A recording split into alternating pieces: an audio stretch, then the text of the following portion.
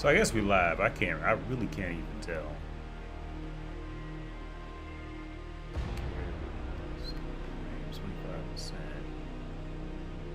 Hmm.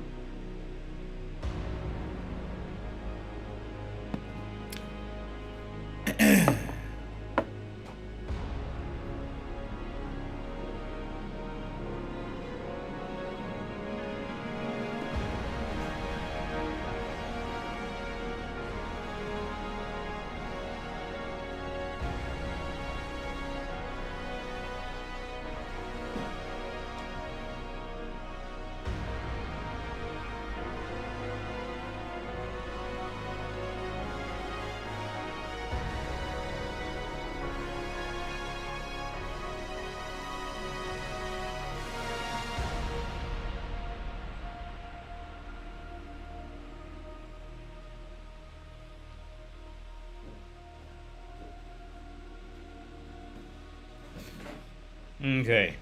First, I have to check to make sure this stream even looks halfway decent. It's been so long since I've done this.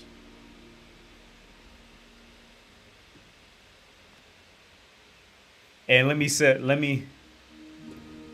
moving in 10 frames a second.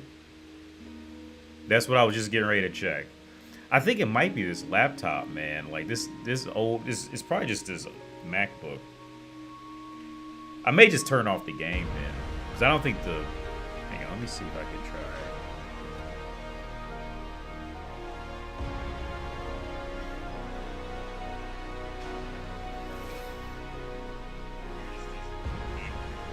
Oh, it looks smooth. Maybe it got better? Because it's moving smooth on my phone now. I'll watch it for a little bit longer. But I will say this, man. Like, I will say this. Oh, wait, let me turn this off. I got on low power. I always keep on low power mode just to keep it on anyway. But I'll just turn that off. Maybe that will help. But I say this, man. Like, I have a lot of respect for anybody who, like, actively does, like, any type of, like, game streaming or anything. Because, like, and this is only a 100% fact.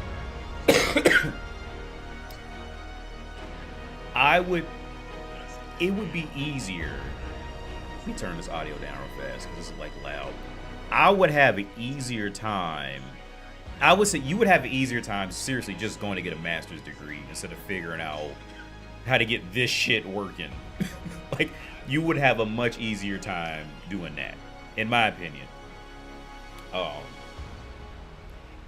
it's still, and to be fair, like, it shocks me. Like, this is the weird part about me. The weird part about me in my life is that, like, my hobbies are just so spread out. Things I like to do are just they're kind of like spread out a bit. So, like I said, I'm watching myself too just to make sure it's moving smooth. And watch when the game starts, it'll, like, fuck up because it's too much movement. But, like, so my hobbies are so spread out to where, like, it hurts me to see people, like, put so much effort into, like, one thing that's just has a very low return on investment. So, for example, like video games, right? People, I completely understand how people would say video games get a very, you know, it gets a bad reputation because it kind of seems like a dead-end field, which is true. But, you know, personally, I like video games due to the artwork, the sound work, these kind of things, right? This is why, like, I always find myself coming back to see what new idea was figured out. You know, what new kind of artwork was figured out. I always find myself coming back to games for that. Right. And on top of that, some of them can just be purely fun, or I just like the way a character is, something about a character, something like that. Right. Now, the part that hurts is this. I was just looking on Steam, and because I always wanted to play that game Power World, so I pirated it because I always pirate games just to test them out to see if they're even worth it. And 90% of the time, they're not worth it. Because modern games just mostly just recycled slop from the last 15 years. And it's just true on a gameplay standard. So, like, once that initial gimmick wears off, it's the same repetitive shit for 40 hours. I'm just not paying $60 for what I find interesting for only an hour. It's a waste of money to me. But I was on Steam, and this guy was playing Power. He had played it. His playtime said 1,000 hours, right? And my thing is 1,000 hours, man. Like, you spent 1,000 hours playing a video game and then wrote a review on a video game, and all you got from that is just like some trophies on Steam, you know what I mean? And a video game. Like, dude, you could have gone out and got a whole degree for that. That's a horrible, you know what I mean? That's horrible. You know what I mean? Like, so like, I get where the hate comes from of video games, because like, with that population of persons, like, dude, like, go and do something. In my opinion, like, video games are cool and fun, but like, do something with your real life. And that's where I kind of like drift apart from the, you know, the video game community, is because like, they just put way too much into it, to the point where I think video games almost became a way of people finding a source of just finding a source of accomplishment. Like, for example, like Ubisoft games are just like, it's just checklist bullshit. You know what I mean? Like, there's nothing interesting about any Ubisoft. I would say majority Ubisoft games, pretty much after the PS2 era, I would say at the minimum, 90% of their games are just checklist nonsense bullshit. So it's like, I think that market is specifically targeted to people who don't know how to like actually achieve something in real life, or maybe they're too afraid of real life. Some people hit adulthood and just immediately panic in real life and run to video games. Now, I'm not that person. Like, I like the challenge of real life, you know what I mean, and real experiences, but I like games for, you know, artwork and that stuff on the side. But yeah, I would never like it would have to be, I don't ever see myself spending 100 hours with a game. People, I didn't know that was real. Like, if you go on Steam and look at like people reviewing games, like, people legit are bragging about how many hours they have in a game. I'm like, are you fucking serious, dude? Like, these motherfuckers are bragging like, I have like over 200 hours in a game. You gotta play it for at least 150 hours. I am never putting any more, and this got to be a good story. I'm never putting any more than, especially now, I say 15 hours into a game. And that's the max I'm ever going to put into any one. That's why I refuse to play the last God of War. I think it's just over padded bullshit. Ain't targeted at people who are just afraid of reality, in all honesty. Because the artwork dies off pretty quick, you know, in most modern games, so you can't use that as an excuse. I'm never playing a new God of War. I thought the first new God of War was pretty bad. It was good in its own way, but it was bad as a God of War game. It just wasn't God of War in any sense. But then the fact that games like the main market, I remember back in like the PS2 days, like most games would be like 12 hours, about 12 hours. And even that was stretching it for some games. It was starting to get annoying back then. And back then, it was like Final Fantasy was like pretty much one of the few games that would be, you know, like 40, 50, 60 hours long kind of thing, right? They were like the outliers in total length of game that say, yeah, this is a, you know, you got to put in a month to beat this game, you know what I mean? And I had a cousin who was kind of into that, but like it wasn't the norm, man. Like that shit started taking off. Probably, I want to say, probably in like the late PS4 era is when, like, in my memory, when the norm started becoming like the marketing was more targeted towards hours that you get out of a game, right? Like, in my memory of playing games, the first game that started to do that was was Grand Theft. Okay, Grand Theft Auto started the whole fad of open world games. Then every game had to be open world after that. If your game wasn't open world, then it wasn't a strong selling point, right? And then everybody who sucked Rockstar's cock was trying to copy the shit out of everything was open world now. You know? Now, some people did it better than others. Like, for example, Hulk Ultimate Destruction, relatively speaking, and Spider-Man 2, they did it well. But most other game companies completely fucked it up. It was just a copy and paste job. And that went on for a while. And now it's the whole marketing, how many hours you make your game long. And to date, I don't think most games need to be any longer than 12 hours. But again, I think they're targeting that part of the demographic who's just afraid of real life, or they've backed themselves into a corner in real life, and then they're making their sense of accomplishment off of an imaginary world.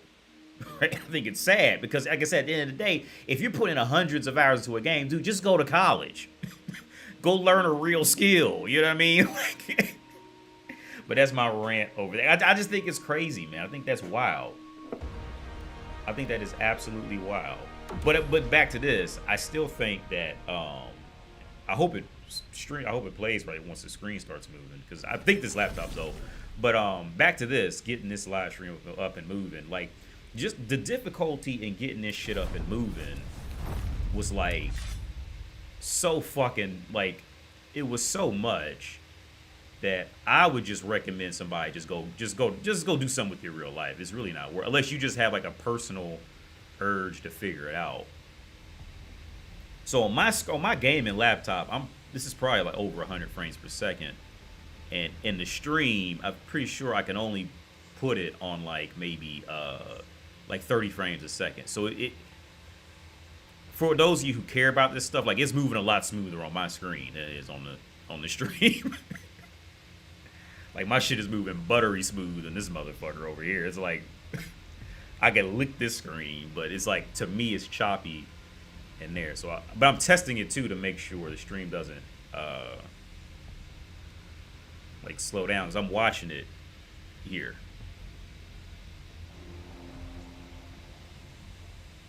I've been having fun with this game. So let me read some comments first before I start.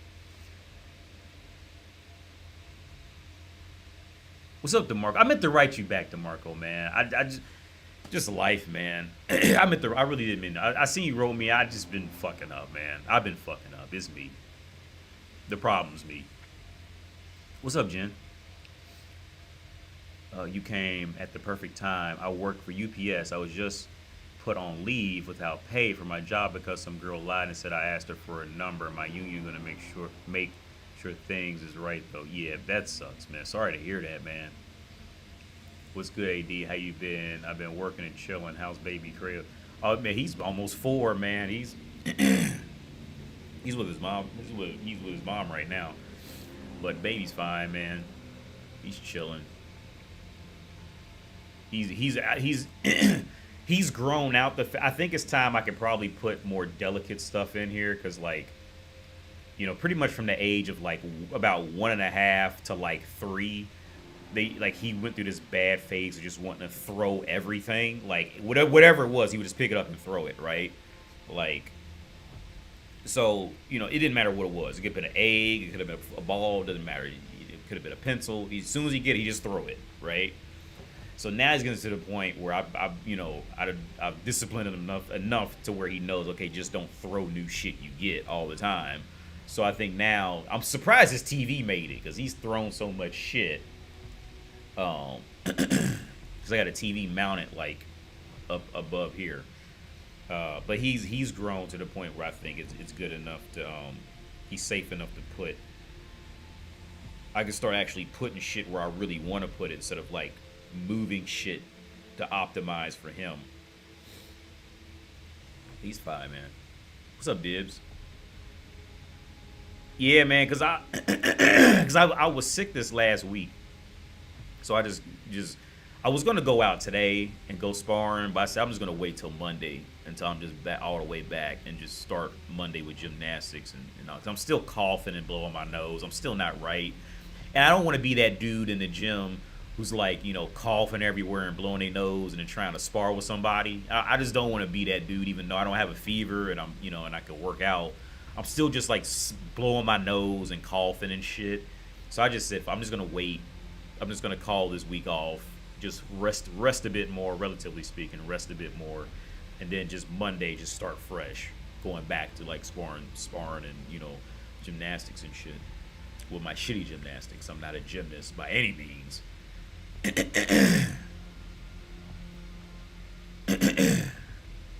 My GTA 5 hours are now. GTA 5 was about the last game I did play online with and had a bit of fun with for a little while, but it was just too.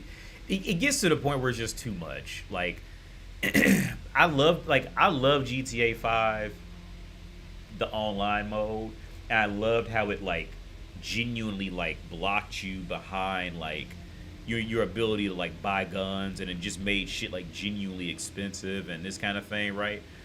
But what I hated about GTA 5 online was the fact that you had to replay the same fucking mission like 60 times to do anything. And it just got so like that repetition just ultimately killed it, man. Like it killed it for me. I just couldn't keep doing it. I remember I forced myself long enough with that. This was old. This was when GTA 5 first was out on well, not when it was first out, but when it was on PS4. As I remember I was living in Dayton, Ohio, and me and a buddy used to get on together and play. And I stuck with it so long to where I just really wanted this one almost bulletproof black car. Right? Like because that's the bad part. For those of you who don't play GTA 5 online, like cars you can just get shot up in the car. So there was this bulletproof car I really wanted to experience. I remember I saved up enough money to buy that. It was like this black, like the Mafia car in like GTA 3. It was like that, but it had like some type of like it was guarded. So like you couldn't just get shot up while you're in the car. And it was amazing. And after that I just lost all interest in it and never touched it again. But I loved it. But there was I just think gaming is just in a okay. Here's the thing. Gaming right now to me is in the same state as what music was to me in the 90s. Like I hated literally 98% of all music in the 90s. I thought it was just a shitty time period. I thought pretty much the only music I liked was Michael Jackson.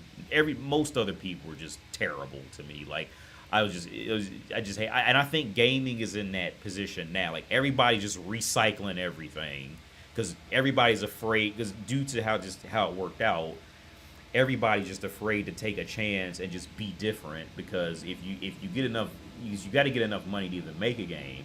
So you got to get investors that don't want to lose money. So the investors are going to promote you do the same shit that somebody else did. So that's how you end up with all this copy and pasted bullshit.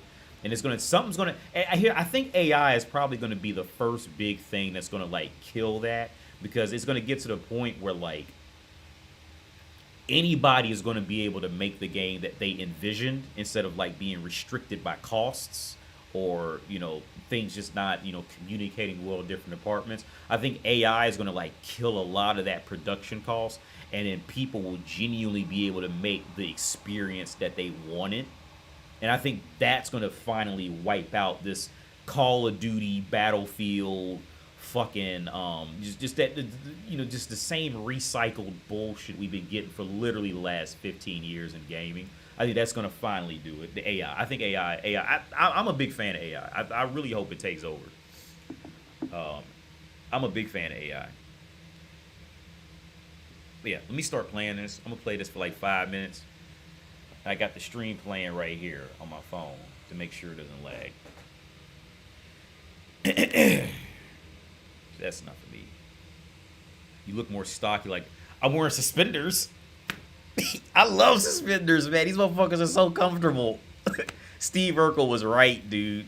Suspenders are fucking, suspenders are the shit, man. Because, with a belt, you always got to worry about kind of picking up your pants a little bit because it's going to, over time, it's going to, slide down. Suspenders, they just hold the shit up. I look like a nerd now, but usually I'm wearing, a suit, so you can't even see the suspenders. I think I look skinnier, to be honest. Sorry. So I talked to this bitch before. I talked to her before I saved it. I think I could upgrade here. Yeah. You require more soul stones to unlock more effects. Let me know if the audio's too low or too high anywhere. So far it looks good.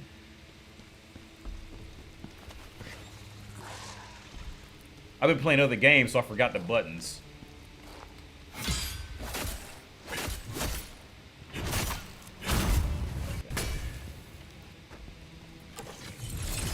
Okay, yeah.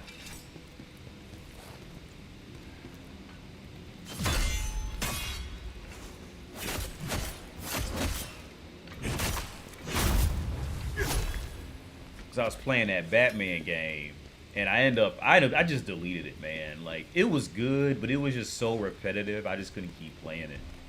It was just, it was like just making me nauseous at how repetitive it was.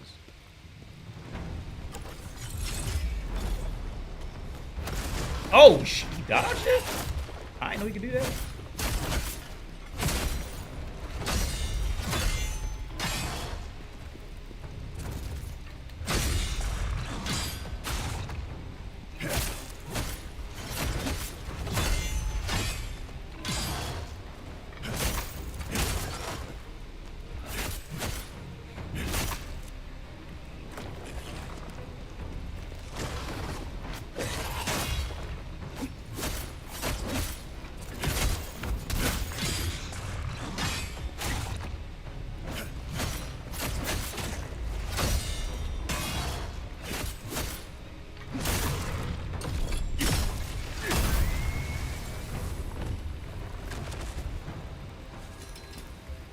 So far it looks good on the stream. It looks a little dark, I think, but I don't know how to change that.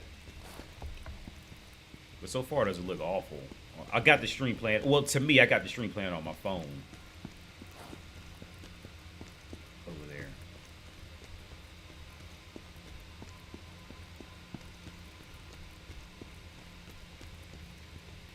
Yeah, I've been having fun with this game.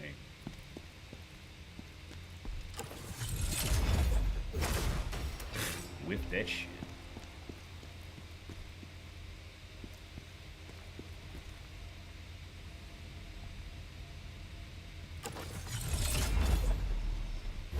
Bah!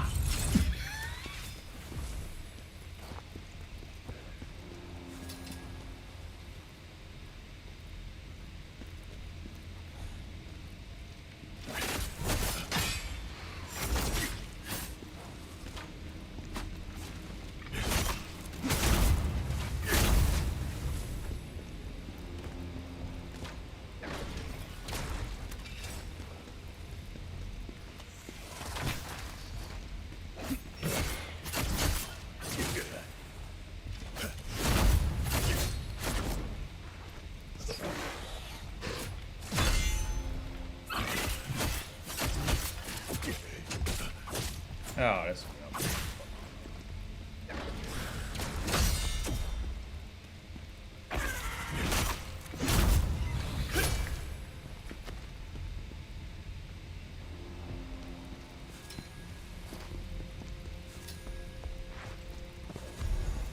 Now, let me see if I can make...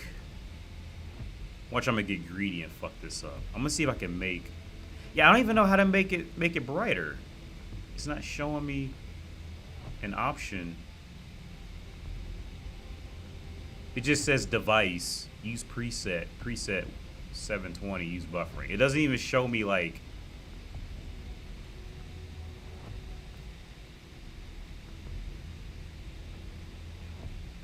Source projector, performance mode. No, I don't do that. I wonder how you just make it bright. Like, see, this is another reason why we need AI to just take over, because like it shouldn't be this difficult to just make that window brighter on the stream. It shouldn't be this difficult to figure it out. This is why I say, like, you would be better off just going and doing something with your real life, like if you're not already doing it, or you have a reason. Like, you know, I'm doing a YouTube channel, so like it's kind of fun to just figure out stuff. But like, if you weren't like figuring out how to, if you don't have a reason to figure this out, it's really just not worth it, because it's just so poorly made. This unless you're just like live streaming straight from a phone or something like that, like it's just not really worth it. in my opinion. But I mean, it's still fun to like. If you like to tinker with shit, it's okay.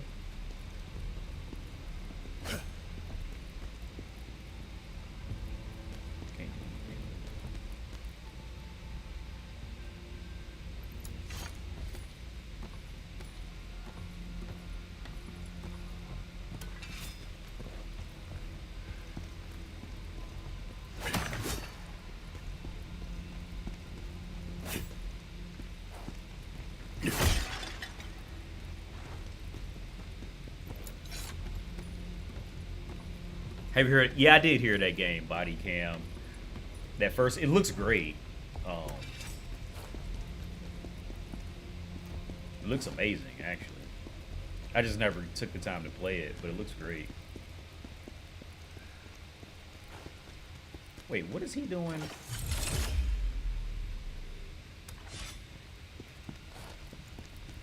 Ooh.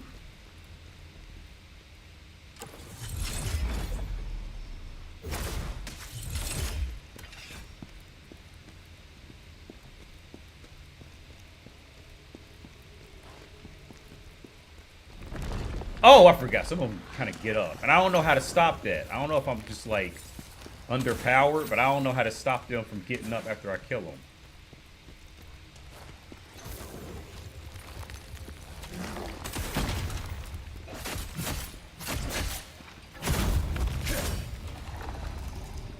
Oh!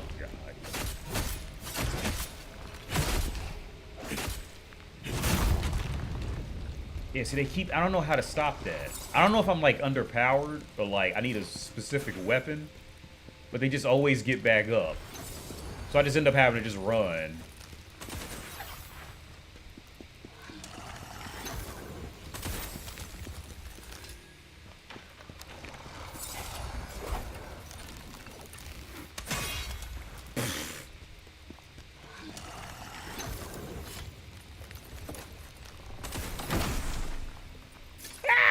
Chest!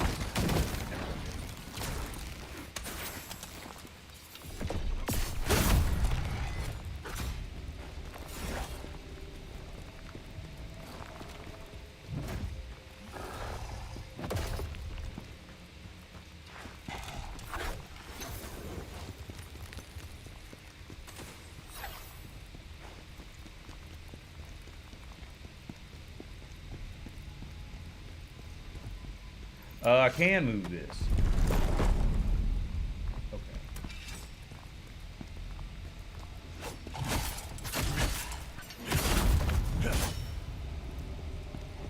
Oh, he's gonna keep getting back up.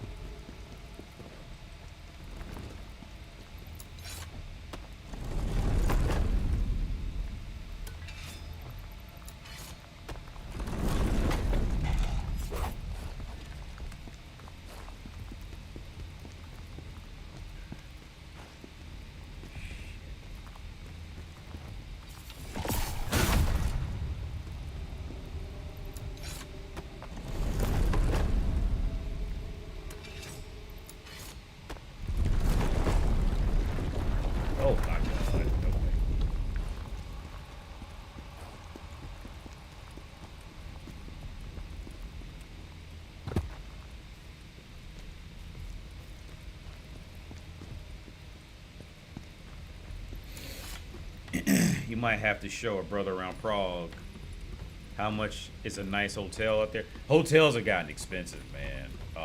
They used to be cheap in Prague. The weird part was hotels would be like incredibly expensive. What's this? Hotels are like, the weird part about Czech Republic is like the hotels outside of Czech Republic are like crazily more expensive than the ones actually inside of Prague. And I don't know why that is. The device is still working. Mortal, find a way to deactivate it. Oh my god. But they're like weirdly more but in Prague, the last time I've ever looked, they're usually going to be like about, they used to be much cheaper, but now they're probably about $60, $70 a night. Probably about $80 to $100 now. They've gone up in price, to be honest.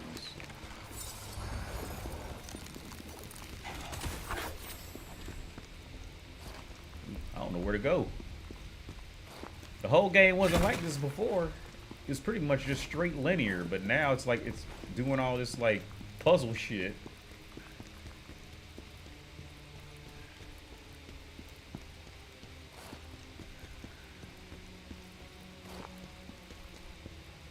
Oh, I didn't see this.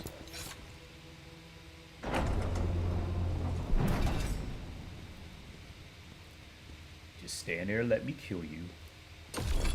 There you go.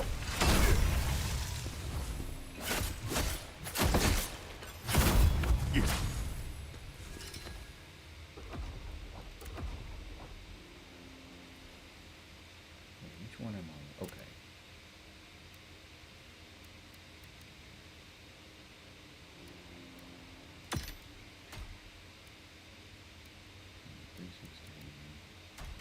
Nah.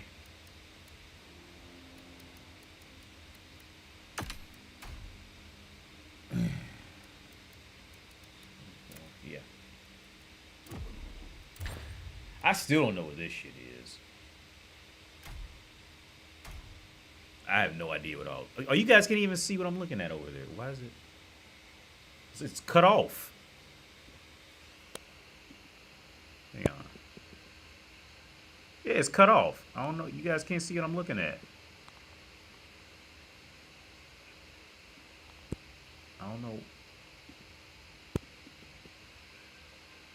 Hang on. Let me see. I think there's a.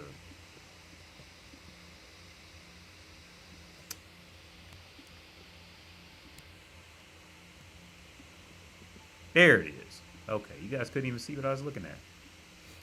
You got to hold Option and then drag it, and it's expands it. Okay. I'm just happy I figured this out, to be honest. I'm thinking about moving overseas, probably Albania, Malaysia, a small city in Japan, outskirts of Tokyo. Any suggestions? Well, I've never been to any of those places. How cold is getting Prague? Prague is pretty much just like Ohio. It's pretty much the same as Ohio, except I would say Czech Republic is better than Ohio, mostly because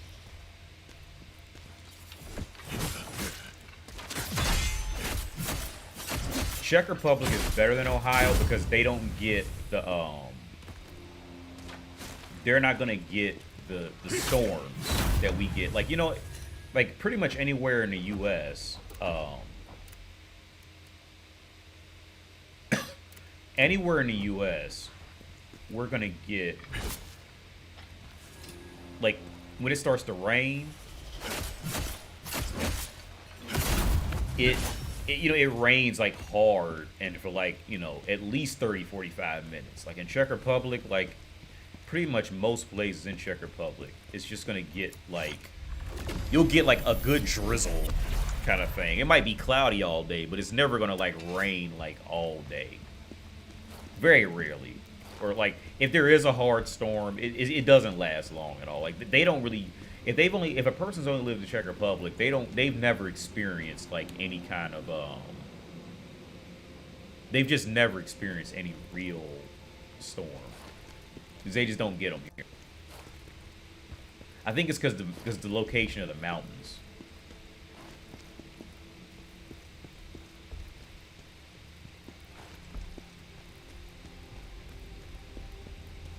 That device must be dealt with first. You require more soul stones to unlock more effects.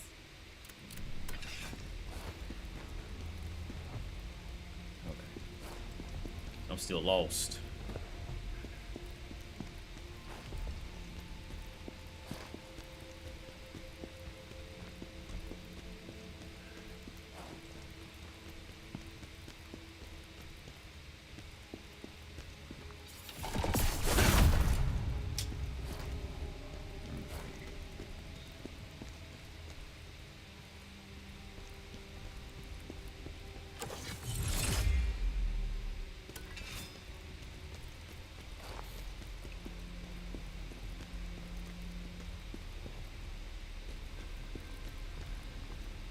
Yeah, out here in Texas, it rains like that. Yeah, yeah. Especially if you're gonna definitely if you're gonna be like near the ocean any kind of way, you're gonna get like a real storm.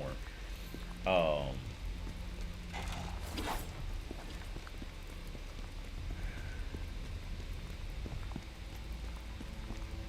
Oh, I can go in there now. I didn't even see that. Okay.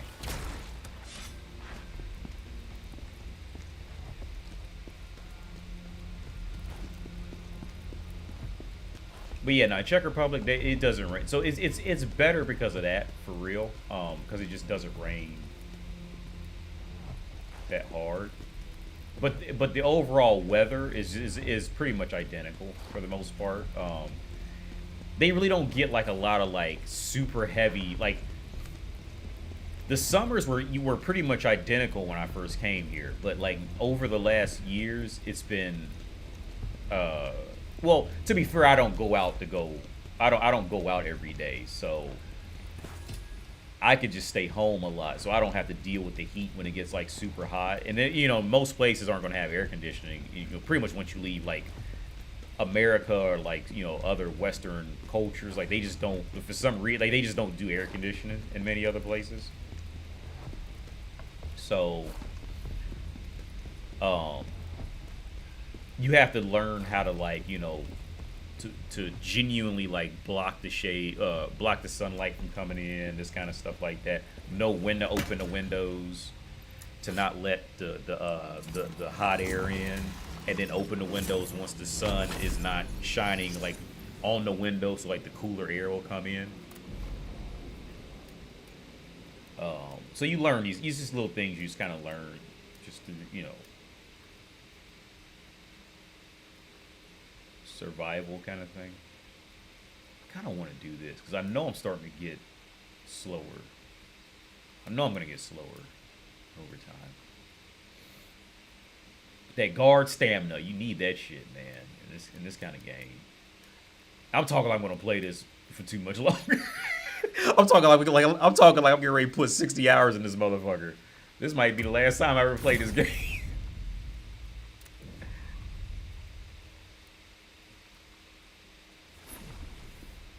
Okay.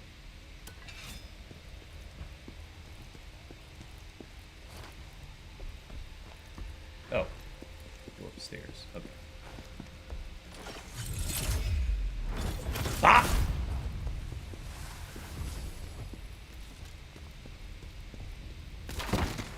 Idiot. But the best game that I've ever played, I was thinking, because I just downloaded Lords of the Fallen, because I never played Lords of the Fallen, and I always wanted to play it. The best game that I ever played that was hard is difficult. Like, FromSoft just likes to just piss people off, so I just don't really care for FromSoft games. Ooh, no shit. Oh, God. Oh.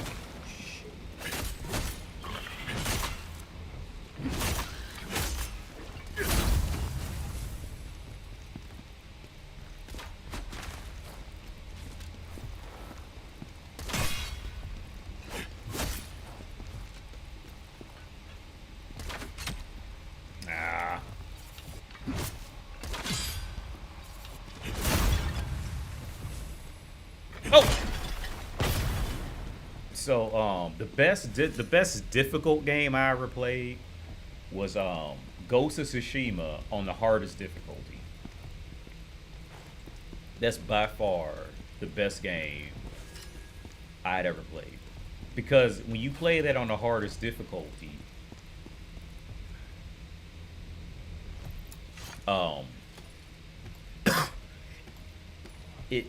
you can die in one to two hits, but so can the bad guys. They can all die in 1 to 2 hits. So like, and then on top of that, like how the player just moves, like all of it just feels a lot more fair. The only thing that doesn't feel fair is that you're always gonna fight like 10 to 15 bad guys at a time, and that's kind of shitty. But like, I think Ghost of Tsushima, if that's even how if I'm pronouncing it right. Oh, he sees me already.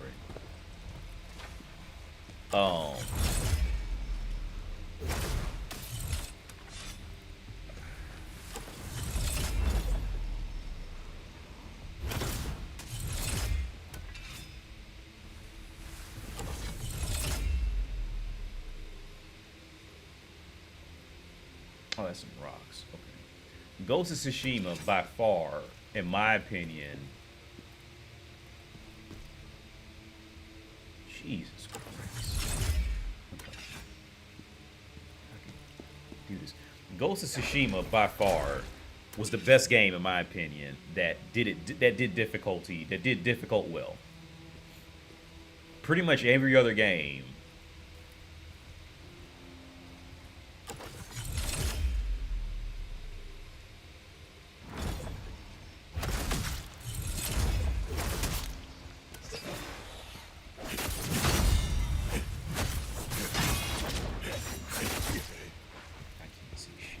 Every other game has some like cheesy, like, we're just gonna make the camera view shitty, or like FromSoft loves to do this thing where they just rely on like you have to do it this one way, and literally nothing else will work. And I just find that to be like a cheap way out of just poor planning to make something entertaining.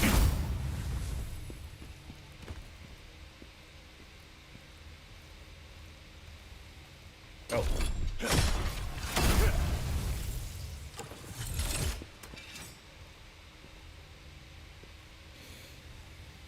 But Ghost of Tsushima on the hardest difficulty, if you like FromSoft games, definitely try that out. Try Ghost of Tsushima on the hardest difficulty, and like,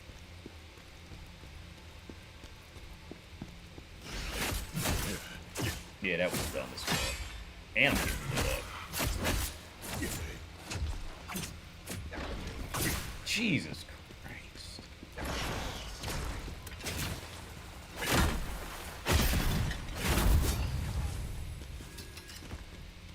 But Ghost of Tsushima was by far on the hard, but it has to be, because if you're not on the hardest difficulty, then it just turns into like you just being this one man tank that's just killing everybody, and it just loses all type of like anything that, in my opinion, that's fun about it. Just pretty much just dies off. It just kind of turns into just a caricature of itself. It pretty much just turns into a Batman. I'm sorry, it turns into a Lego game at that point, because you just can't die. So you pretty much have to just like play it either just like on the hardest level or just nothing at all.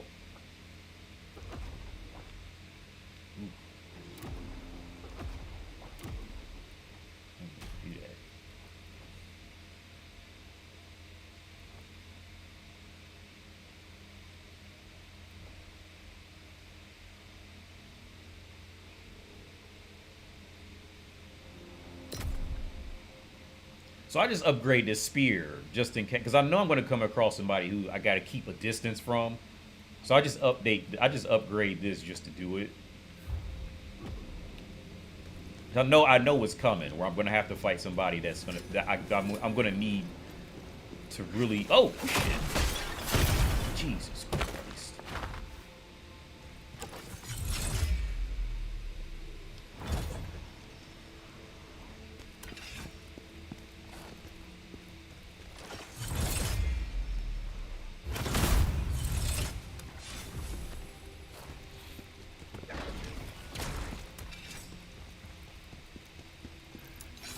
Trust me, this is a hard game too. Once you get a little further into it, some bosses are beyond annoying. Okay, I take your word for it, man. Maybe I'm just in the beginning, but like I've been like blowing through this shit.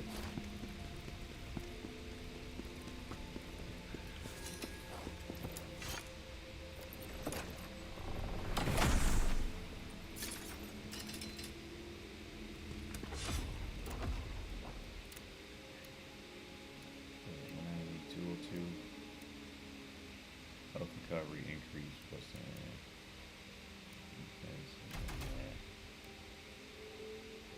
right, 260, 269.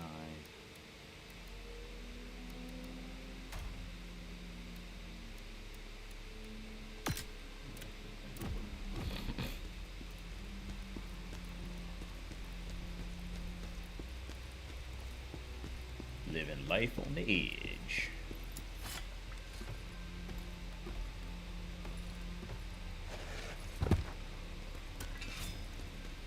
But I always bash FromSoft. What FromSoft does do well is like sound design, because I'm very sensitive to sound design.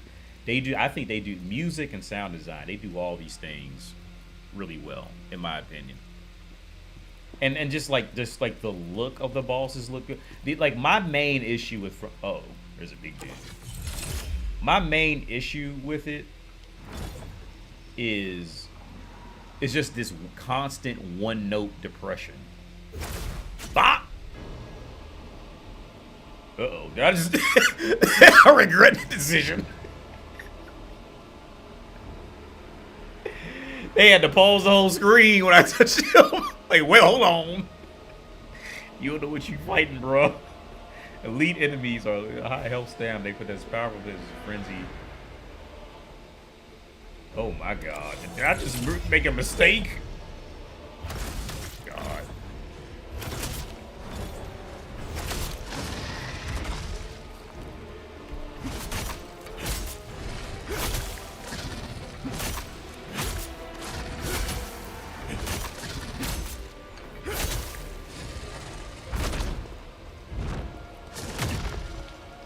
That hit me.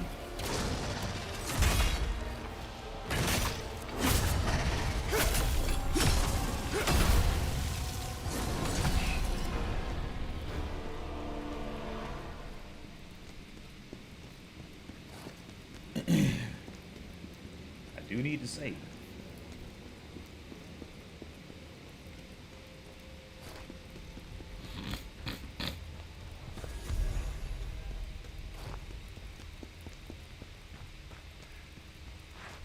But yeah, FromSoft, they do some stuff very well, but it's just like I just hate when games lock you into having to do something like only one way, with just like uh-oh. What was that? Hello?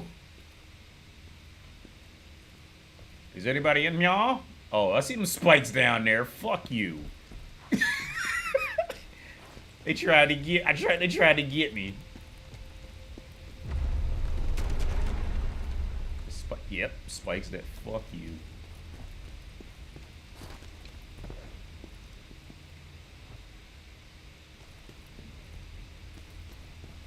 Which way do I turn this motherfucker? I don't know. Okay, let's try to turn them over there. But like FromSoft, they do it's like when they do stuff right, like they do it, and I hate to bring it back to like stereotypes and shit, but like that seems to happen with like anything you get out of like that side of the world. Is like when they do something right, it's right, but like when it's wrong, it's like super janky, inconsistent. I'm tripping. I'm trying to make them all face that direction.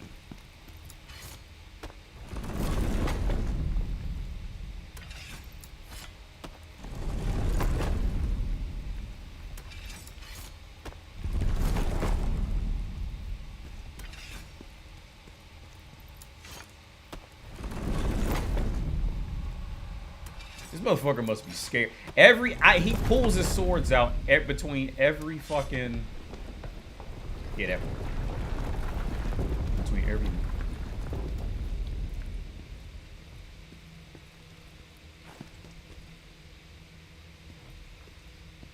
Okay. Do we make it? But how do I get that? I don't want to... A little puzzle here and there never hurt no one.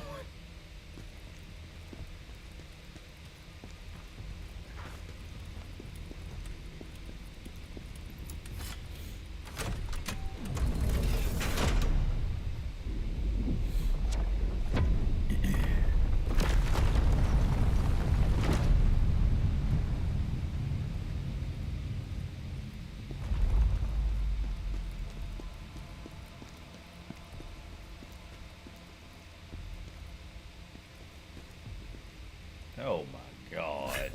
I need to save. And it's two of them.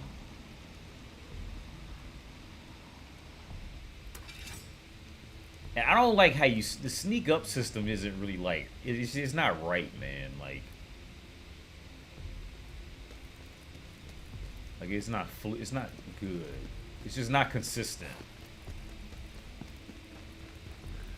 So I don't even really want to do that.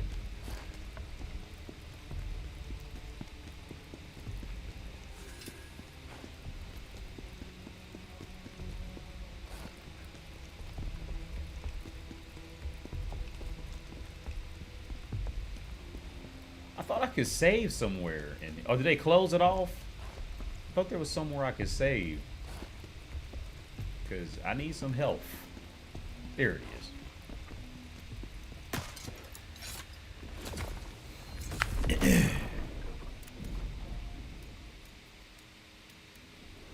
What was that? I didn't even read it. What was it? Phantom abilities? I was wondering why I couldn't see anything on the screen. And they giving me text messages.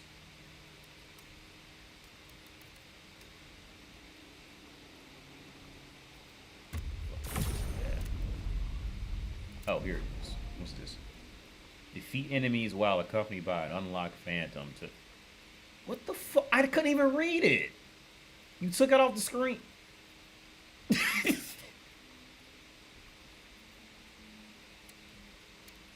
Oh, so these are my buddies I got with me. What is this?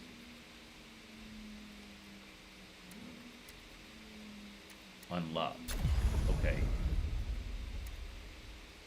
Increase stamina 15 upon exhausting all stamina. Gain one netherworld. Oh wait, no, I don't even have that. Awakened spirit damage increase 4%.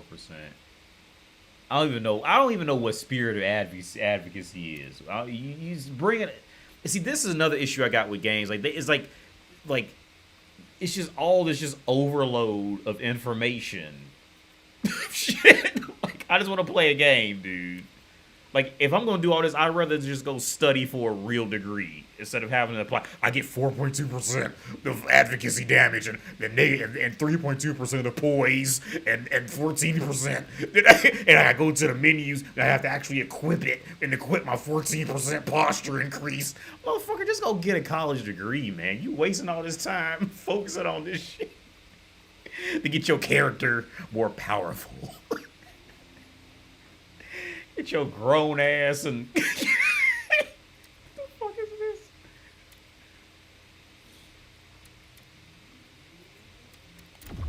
I mean, they gave it as an option, so I just go ahead and change it right now. Fuck it. I don't know what they want. 14.4% poise. Oh, bro, my poise isn't right. My spiritual damage is... Bro. My spiritual damage is... This motherfucker can't do 5 sit-ups. Thomas, my spiritual damage is fucked up, bro. Fuck that. Look, if you can't win a fight, then your structure is just off from this. What was down here? I seen this open up. Make sure my poise is right. My spiritual damage. Are those dead bodies? Well, oh, nope, they're alive. They some bums. You trying to load up?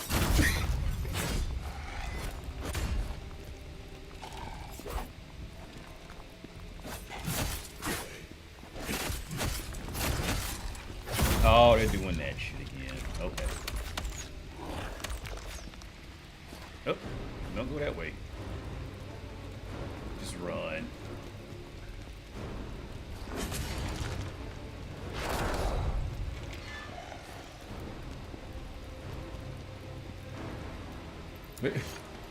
Did my poise help me out? My spiritual poise.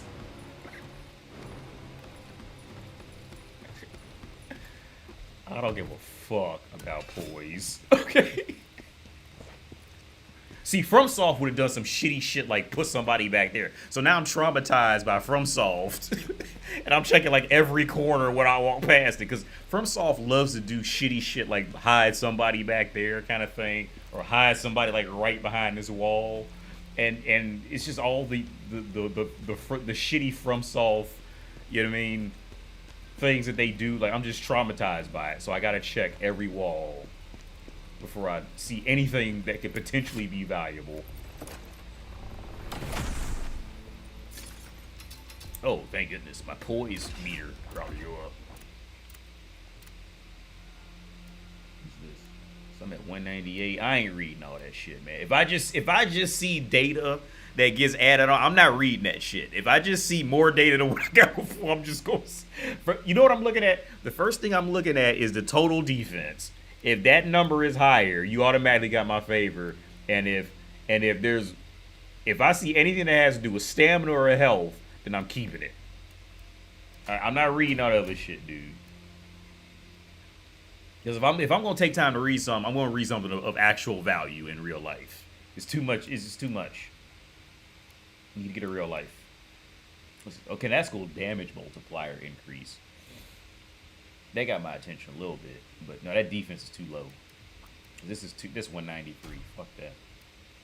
Okay, so what's this? Max health recovery increase, max stamina. Okay, yeah, we'll switch to that. That's cool. I still say, oh, I'm saying I got some other sword that I'm not going to use because this is just working out very well for me right now.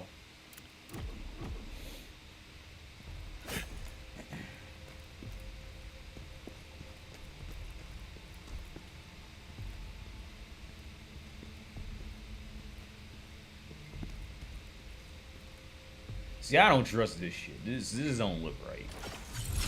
That's just too easy. I'm just gonna walk up and just be welcome through. What? How much you want to bet I'm gonna die? I tell you, I'm gonna walk on the side because I don't trust that shit. This just doesn't look right at all.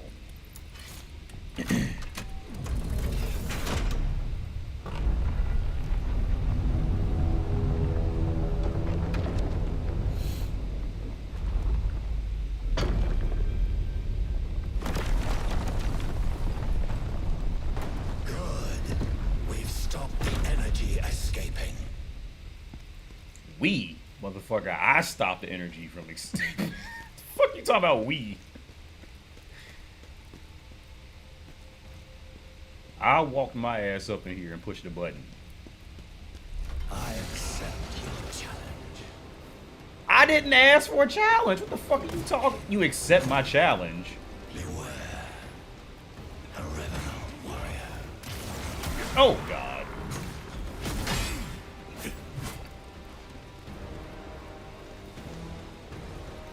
Okay, this is...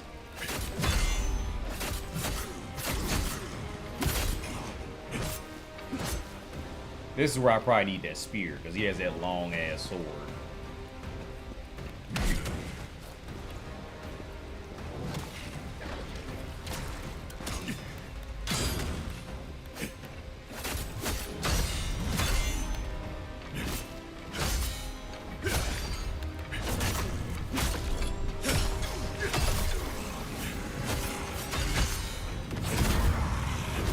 Dude, I didn't even ask to fight. I just walked in the room. You was the one who did all that. I just walked in the room and you come out talking about something, I accept the challenge. What the fuck are you talking about? You fucking idiot. Kazan can activate the Netherworld Rift through his pack with blade. What the oh my god. Now I got to study this lore. Jesus Christ. Kazan can activate the Netherworld Rift using his pact with what the fuck is the Blade Phantom? I don't even know what Blade Phantom is. Activating the Rift, summon spirit. Okay, look, I don't know what you're talking about. Just somebody's getting ready to get fucked up, and I'm just gonna keep moving forward because you talking too much. I don't know what all this is. They appear in places where Netherworld energy has become stagnant.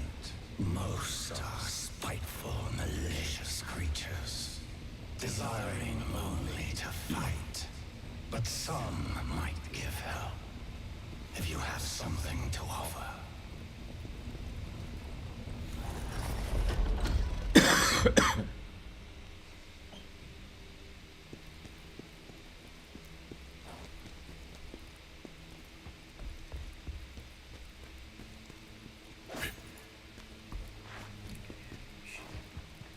I'll probably play Lords of the Fallen next.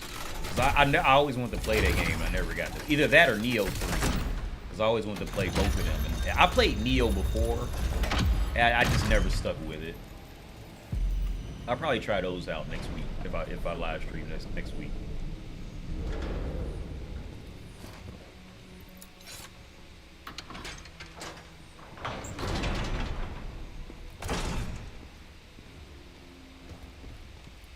And I ain't even gonna it ain't even worth it, man. I don't even know why I even thought about doing that.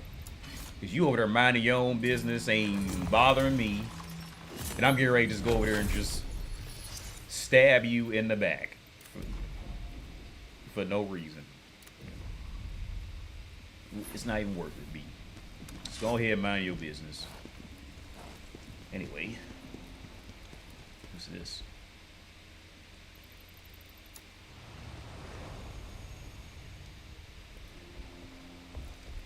Oh, is the boss fight coming up?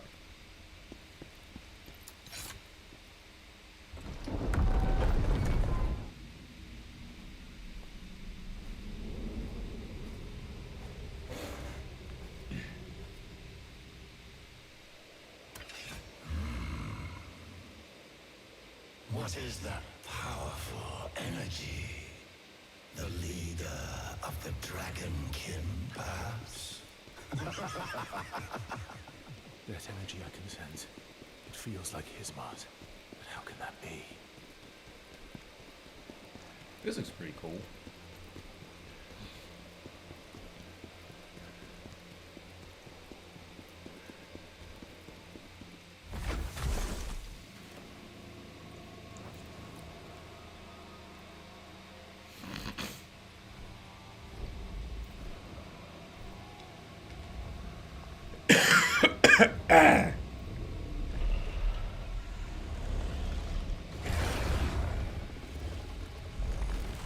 Like, okay, he was just really just sitting there, just chilling, fully fed, don't gotta take a shit or nothing, and just waiting for me to just walk in there so we can fight. Like, what was he doing 15 minutes before I came in the room? You know what I mean? Like, what was this dude really doing? Like 20 minutes before I came in here. He was just chilling, like just pondering. And now we got a full-on fight. Ready yourself. Their end is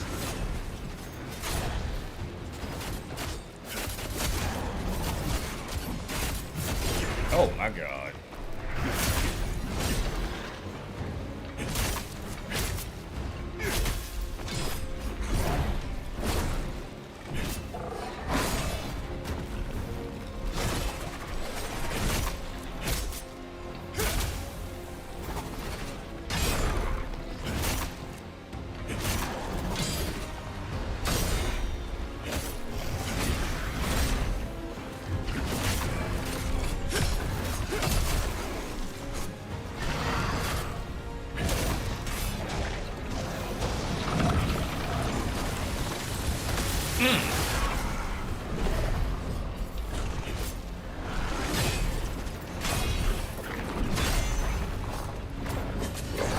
Oh my god. What was... I'm sorry, sir.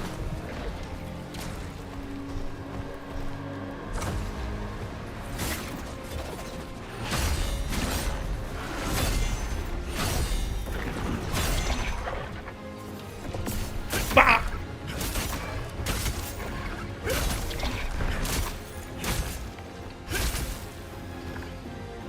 I'm tired. Take my breath.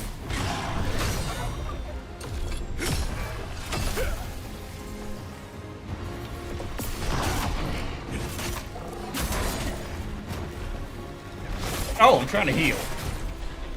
Fuck it. Oh, if I die.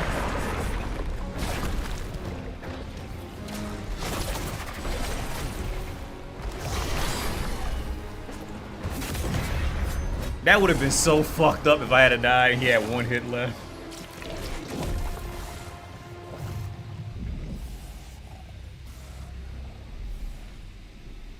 Like, I didn't even come in here for any of that, man. I just walked in the room. I don't know who you are. I'm just chilling. I walked in the room and you came up on all that. Is he gonna come back? Do I have to fight him again? Is this phase 2?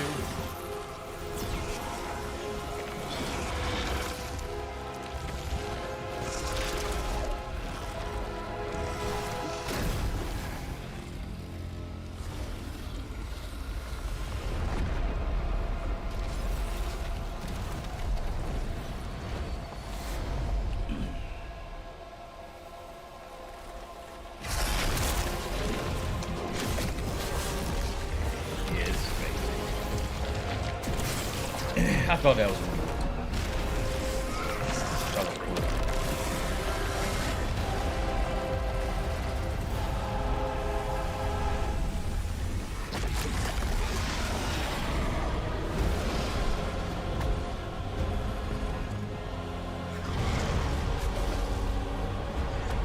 All this, and I just walked in the room. I just came in.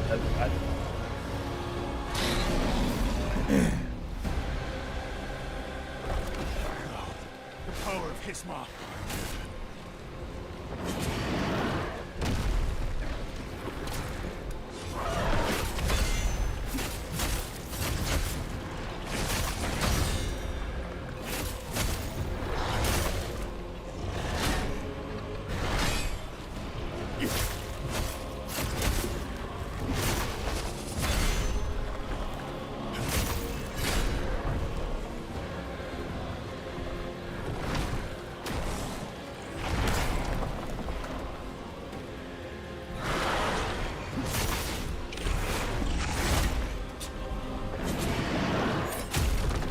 I thought that was that you could hold block and circle and fucking like.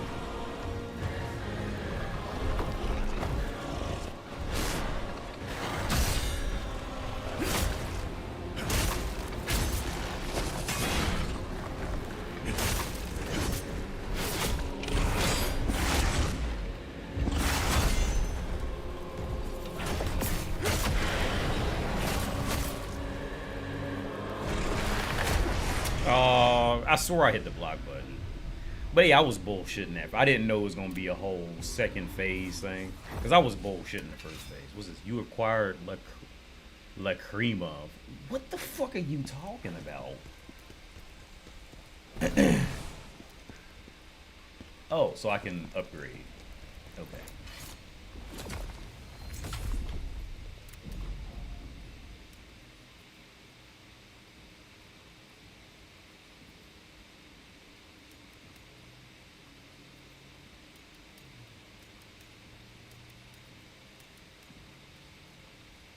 Stamina recovery rate +4. Attack damage +3. Fuck it, let's see. I don't care. It's not gonna be this. It's not like I'm gonna play this game to the end. Come on, bro. Spirit of advocacy. We shall fight as one.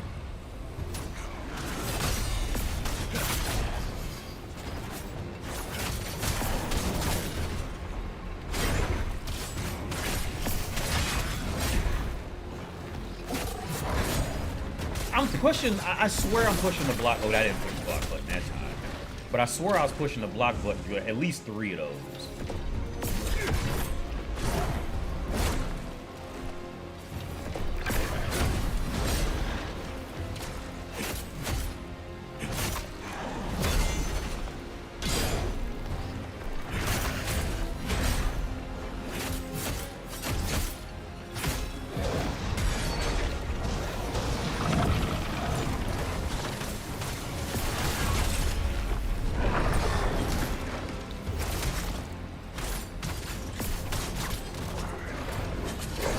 Oh, I didn't see that coming. I just instinctively dodged.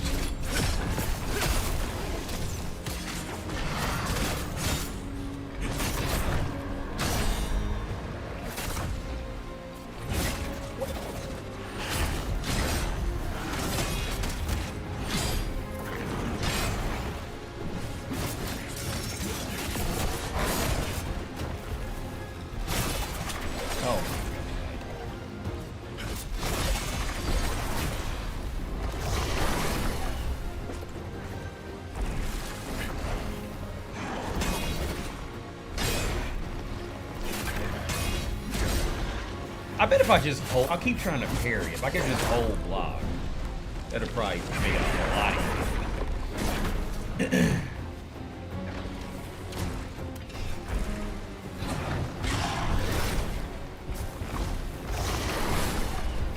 How did that hit me?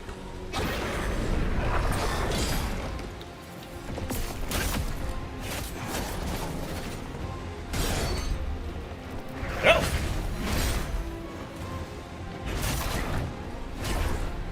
This is the first boss that genuinely had to make me think what I'm fighting. Because I'm just so used to bullshit. This is the first boss, seriously, since I played the game that had genuinely made me have to, like, pay attention. So I'm glad the game isn't, like, just that easy.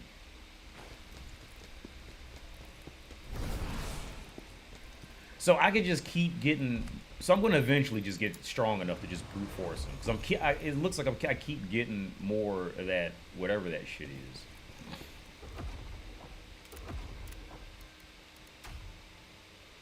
And this is why I had upgraded this. I think this is going to be a boss that is going to be better for me to have that distance on him. But who knows? Maybe I just suck. The lacrima will be ours.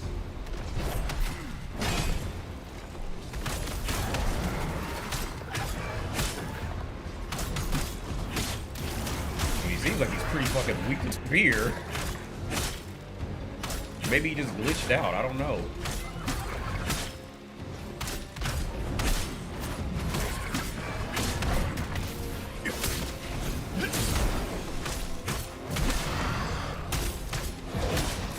Maybe he just glitched out for a minute, because that was, like, ridiculous.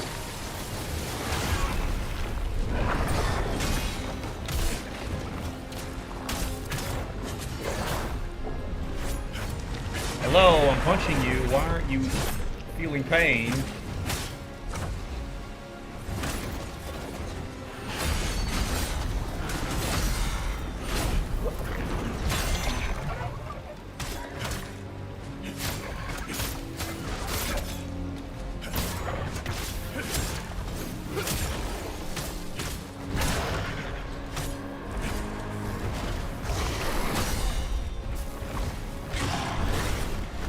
What?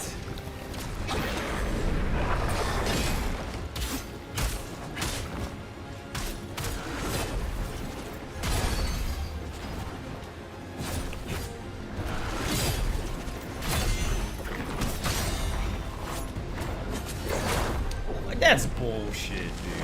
I swear I parried that. Or maybe you can't parry it.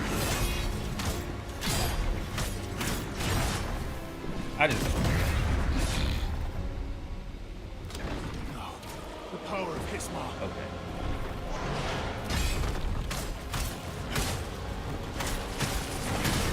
Ooh.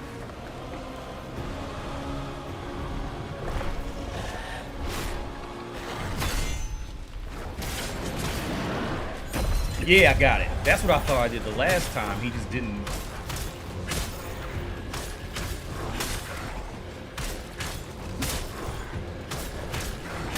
I guess sometimes he just glitches out, and at least as long as my stamina doesn't run out, I can just keep doing it. Heal.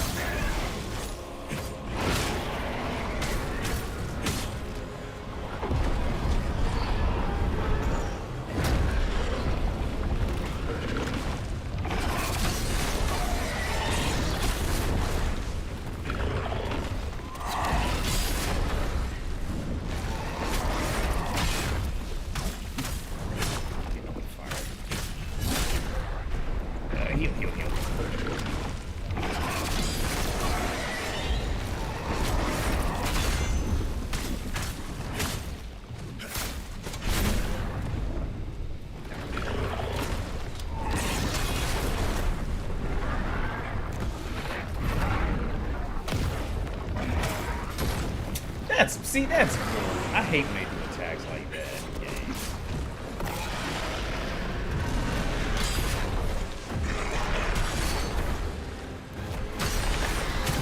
I swear I blocked that shit that last, or at least try to parry.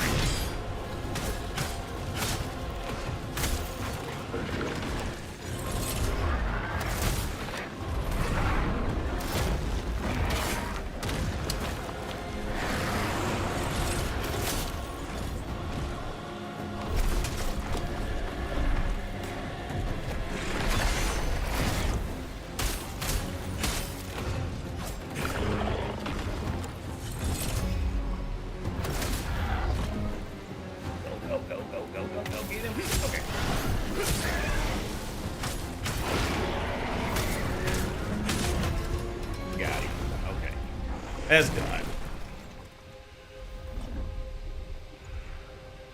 I guess he was weak to that spear, man, because he would just kind of glitch the fuck out and just, like, allow me to just combo him for, like, 30 hits in a row. If it wasn't for that, I would have been stuck on him for a while. So maybe I just cheesed, like, I just cheesed it. Did some, you know, found a glitch in it or something. For so long, this power had threatened the Empire. The power of Hismar, the Berserk Dragon. But that was the first boss that genuinely made me have to, like, switch anything up and think about it in any kind of way. That was the first one that, I mean, even after my partner died, like, that was the first one that made me have to, like, seriously think in any capacity. Because the other ones just pretty much just dodge out the way and wait for a combo to finish and then just hit them up to this point. Because I'm probably only, like, 2 hours, 3 hours of the game. Which is impressive for me because I usually get tired of games within the first 2 hours. They're usually just dog shit. Most modern games. Like, for example, I was playing Pragmata, and I was waiting for Pragmata for a long time, man. I was waiting for that game to come out. And it just really was just underwhelming. Like, pretty much everything you do in the first hour is pretty much the whole game. Like, in my opinion, I think Pragmata is pretty... Pragmata... and them Final Fantasies, these games, those newer Final Fantasies that are like 3D and all that shit, they were remade. Final Fantasy VII remaster or remake, like those games are for people who never played Bayonetta. Then this is surely it. And they never experienced like genuinely well-made action sequences, like that's just high octane, like, and genuinely interesting high octane, like. The Platinum games like Vanquish and Bayonetta are just like what every game developer like that is like trying to figure out, and they just can't do it. And Pragmata pretty much is that in itself. Pragmata is pretty much that. It's pretty much Vanquish with hints of Bayonetta on just like, it's like lukewarm. Like, and it never really got better. It was like I just got tired of it. I really did want to like Pragmata, but I just couldn't play it, man. It was just. It had some interesting bad guys, but like there was interesting bad guys in it, but like nothing was really like. It just never really got interesting on any level.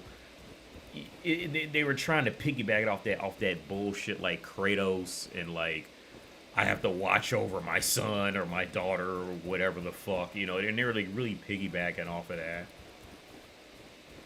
I don't know where to go. Maybe I got to go back to that home base.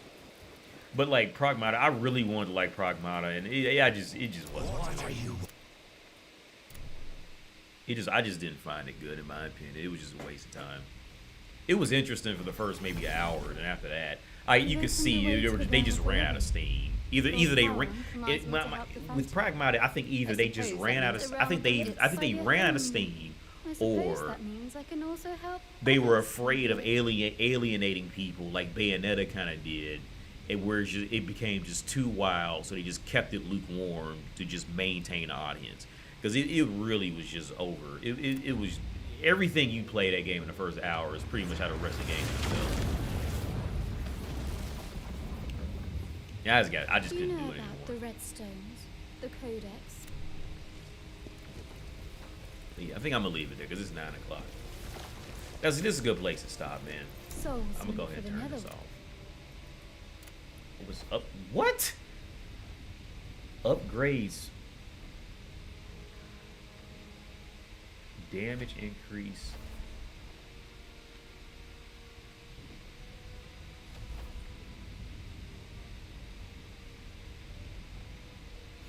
kind of want to do stamina, because in these games, stamina is like the important part to me. I'm gonna do stamina. Because stamina is like the big part for me. Like I always run out of stamina at the wrong point. Like because in my opinion, like if you can't like, like in real life, like if you get into a fight, like the worst thing you can do is just be completely gassed out. Like you can be hurt and continue to fight. You can be scared and continue to fight. But once you're just completely gassed out, man, that's just it. Like you just can't do. You just sitting there. You can't do nothing. So I'll always upgrade stamina. Even though video game logic can be bullshit at times, I'm not gonna act like video games all are immediate 1-to-1. But I'm gonna go with stamina. That way I can be agile and move longer and shit like that. If I can avoid it, some bullshit attacks.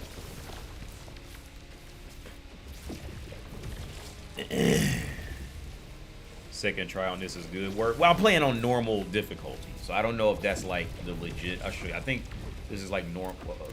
I'm on normal.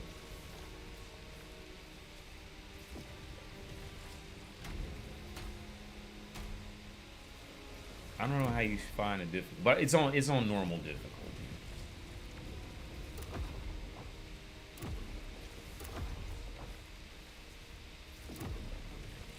I don't know how to find the difficulty. Maybe it's in the title screen. I'm gonna turn this off anyway. Maybe it's in the title screen, but I'm pretty sure. Let me find graphics, sound control, language, accessibility.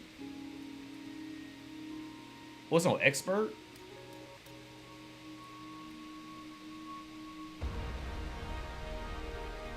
Yeah, oh, I guess it's on expert. I don't know. I thought I put it on normal. But maybe I did put it on expert. I don't know. I don't know.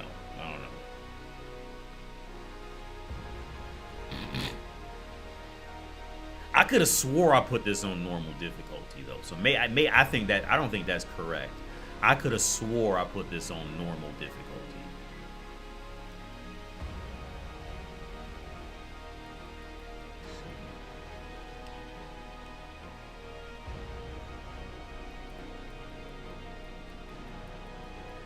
I could have, yeah, I'm pretty sure, I'm fairly certain I did not put this on expert difficulty. I'm fairly certain of that. I think either the game is fucked up or the game automatically did that. But I'm fairly certain I didn't do that.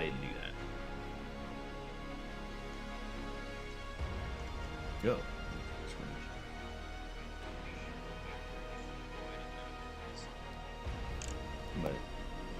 But yeah, I think the only reason I beat him was because I think he just kind of glitched out with the spear, man. I think he just glitched out with the spear, and it just let me get like a bunch of hit-ins.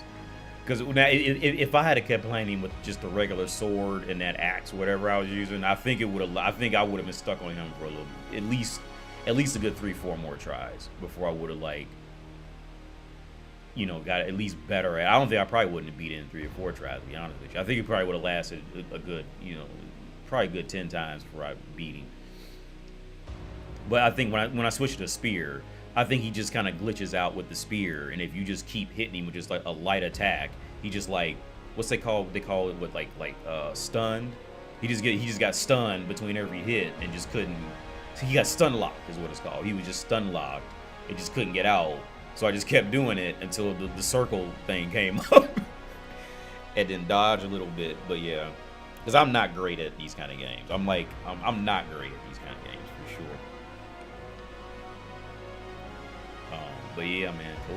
And I'm glad the stream, I'm really surprised the stream even held up as well as it did. Because I was expecting it to look like complete. Let me check the stream on my phone. I was expecting it to look like complete doo-doo. Yeah, it looks pretty smooth. I mean, it looks darker, though. And I don't know how to fix that. It looks darker. It looks kind of dark. It's kind of hard to see. So maybe I could go and like figure out some setting to fix that. Because it's not this dark. It's dark, but it's not this dark. But yeah, I'm actually surprised it did as well as it did.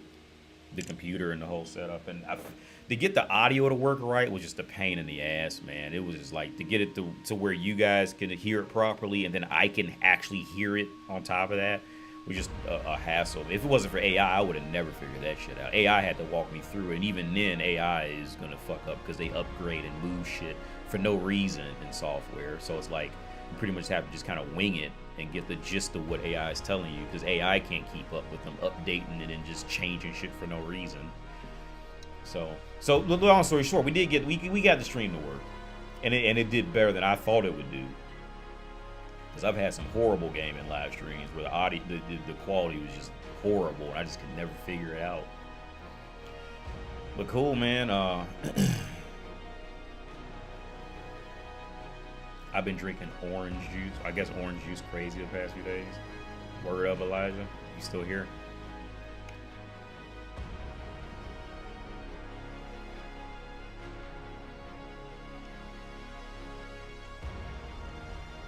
Yeah, man. Yeah, so like I said, I'll probably try that Lords of the Fallen tomorrow, because I always wanted to play that, and I just downloaded that. So I'll install that in a bit. What's tomorrow? Yeah, I'll probably try it. I'll probably do that tomorrow night. Tomorrow's Saturday. I'll probably do that tomorrow night. Because I'm really surprised that this worked out as well as it did, for sure. But yeah, I played this game on a demo like when it first came out on a demo. I think before it came out, it was a demo on Steam you can get. And I remember at that time I had made it to the first boss, and I just couldn't beat the first boss. And so I don't know if anybody's in that PC gaming community, they figured out how to get around like de novo, however you pronounce it. They figured out a way how to get around that, so like all those games just like flooded the PC piracy market. You get it for free now. Like, and I'm always honest about, like, I will pirate a game.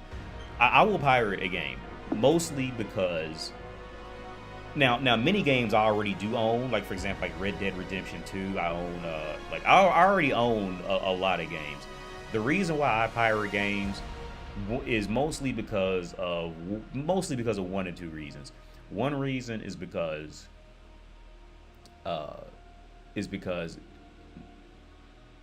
they just don't put out any demos anymore, so you don't know what this game is going to be about. If it's going to be, you just don't know.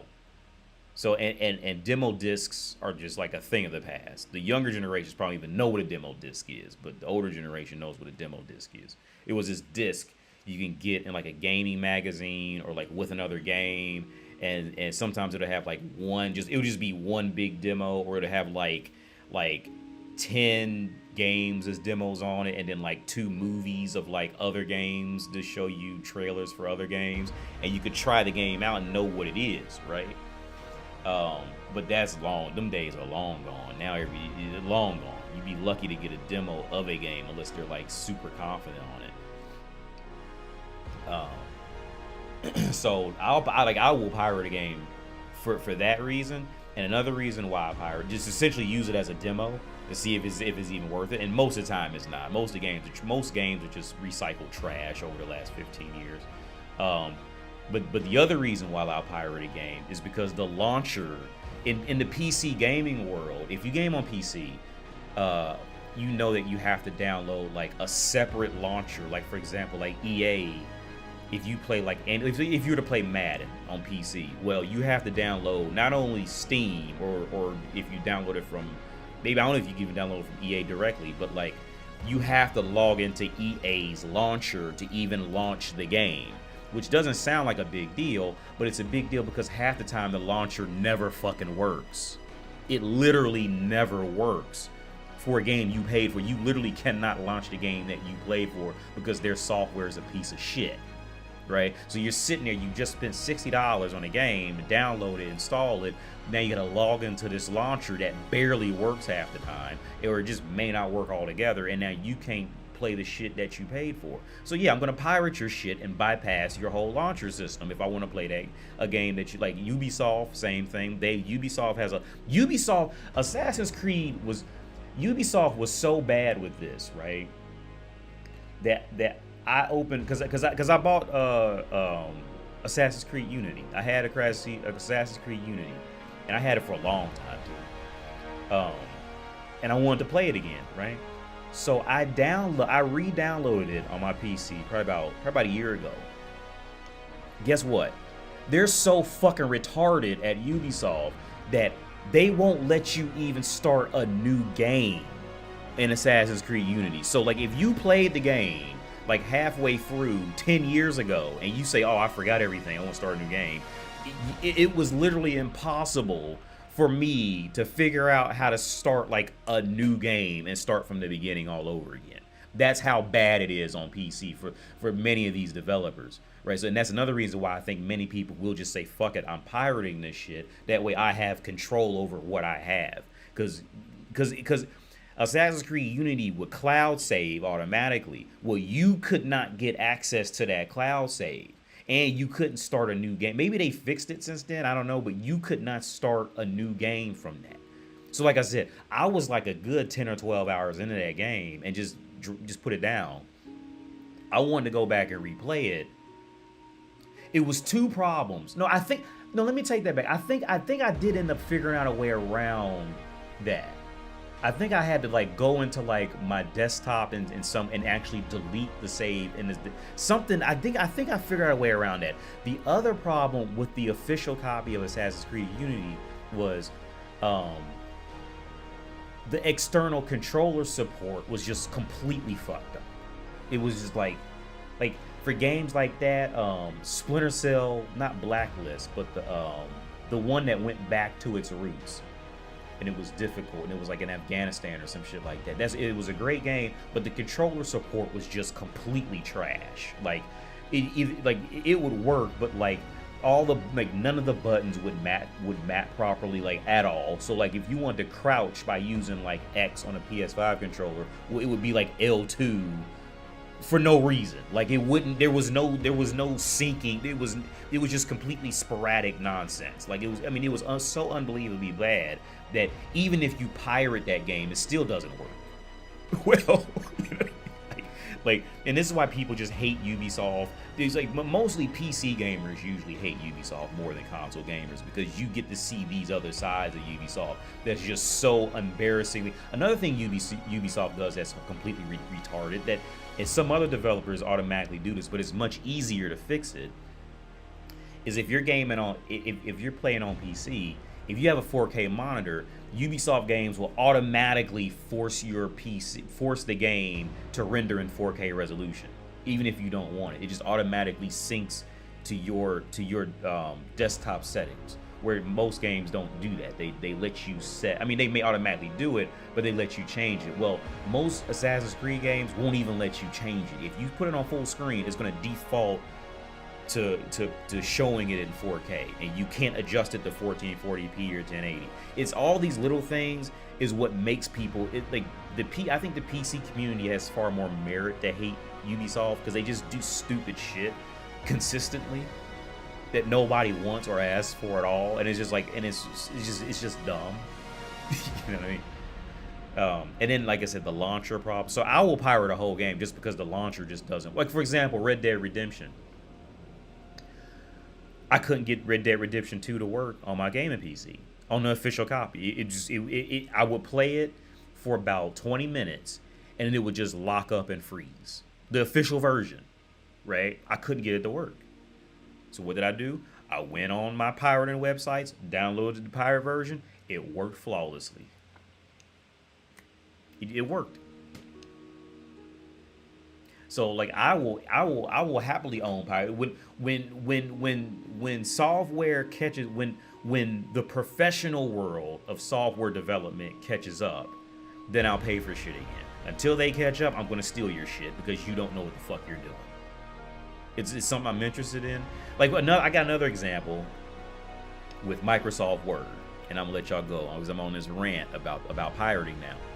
So I have an official version of Microsoft Office because the military paid for it. I had the password and everything, right? And I was trying to install it on my Windows PC. So I was installing it, and it got to a point where it asked me for the key code, and I gave it the key code. It's official. Again, it came from the VA. This laptop came from the VA, and they gave me all the shit to go with it. The password, first off, the password just wasn't working at all, right? It was so bad. I took a picture of it with my phone, copied it, and then pasted that and sent it to myself in case I was even typing it in wrong, and pasted that in. It wouldn't work for the first 15 tries.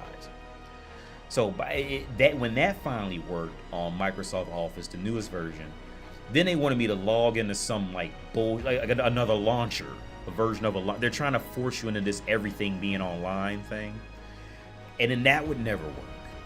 So I said, okay, this is so bad, I'm gonna go pirate Microsoft Office on my MacBook.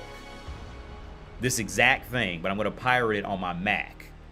And I pirated it on my Mac, had the Mac up and running in one full swipe, and it was working. I had to pirate it. I had downloaded it, installed it, had it up and running on my Mac before I could get the official version to work on a PC. I didn't get the official version to work for another hour later after that. It was that bad.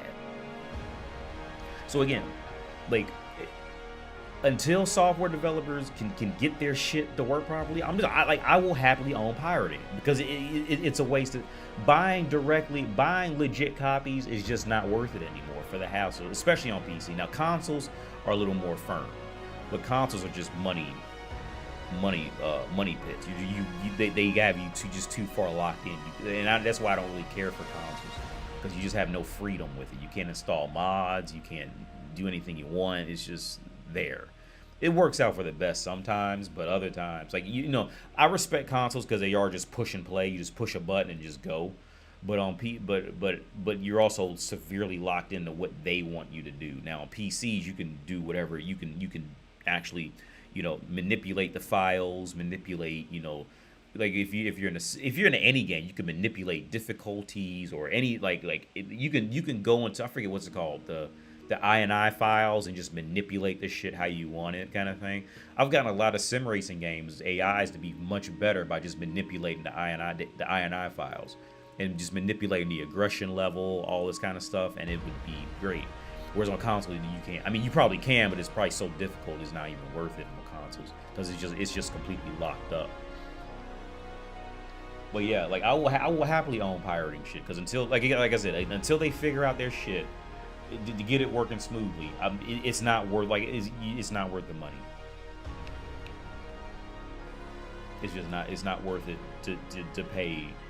And then on top of it, in my opinion, I don't think it's worth the money also, because like I said, everything's been recycled garbage for the last 15 years, so there's no excuse for them to be fucking up this bad.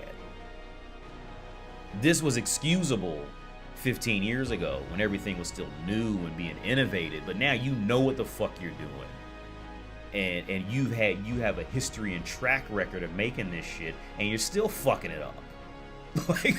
like it's pathetic. You know what I mean? Like, if you went to a restaurant and asked for grilled cheese, and the chef came out with some shit that was like all fucked up looking, you would throw the grilled cheese in the chef's face, like, you motherfucker, how can you not figure out grilled cheese? It's cheese, bread, and a grill. How do you fuck that up? You would let that motherfucker have it.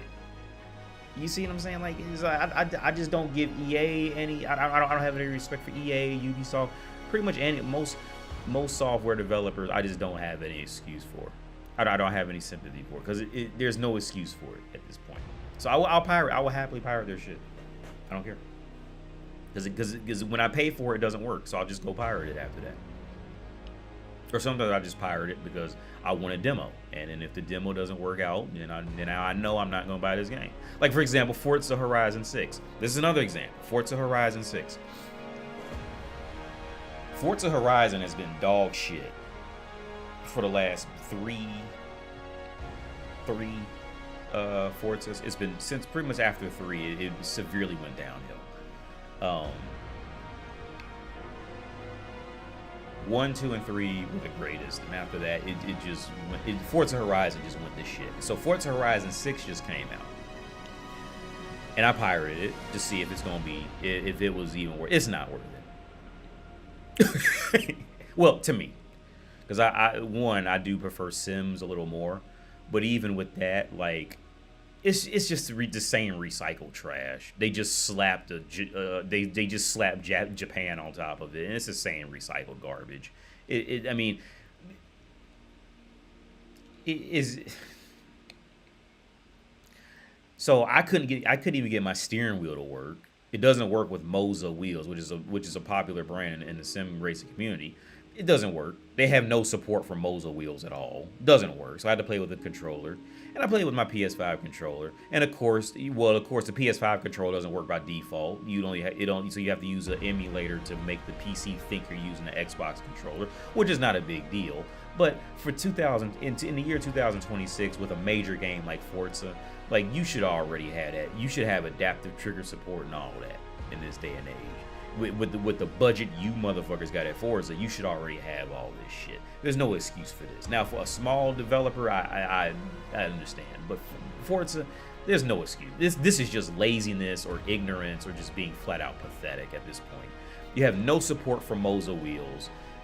You have no direct support for PS5 controllers on launch. The game is, I mean, now it does look beautiful and it runs very well, but it's the same shit. Okay, and then on top of that, they're just holding on to that Cali white girl, white boy voice actor that's just pathetic. It's just disgusting at this point. So I'm gonna delete it. Because matter of fact, when I played Forza Horizon, I played it for a little while, and you know what happened? When I turned it off, I went to go delete the repack that I pirated, and I wasn't even sure because it was like cut off and just said Forza Horizon 6. I wasn't even sure if I actually deleted the installation or the repack, that, you know, the files to actually install the game. I said, you know what? I wouldn't even be mad if I deleted the actual game. Because this is horrible. It looks good. You know, I get it. Some people need something to look forward to, so they'll just talk themselves into liking it. I think most of the video game world in this day and age suffers from sunk cost fallacy, and it's just too dumb. Either too dumb or just so desperate to run away from their real life that they're not paying attention to it, that all these games just recycled junk over the last 15 years. But yeah, like I said, when I deleted the repack files, I said to myself, wait, was that the game? I said to myself, you know what? I wouldn't even be mad if it was the game. Like, I wouldn't play this shit for free. Right? Which I got it for free. I wouldn't even touch this game for free. And there's a lot of games like that, man, that you would think would be good games, but like, see, here's the thing. I'm gonna let y'all go after this miniature rant.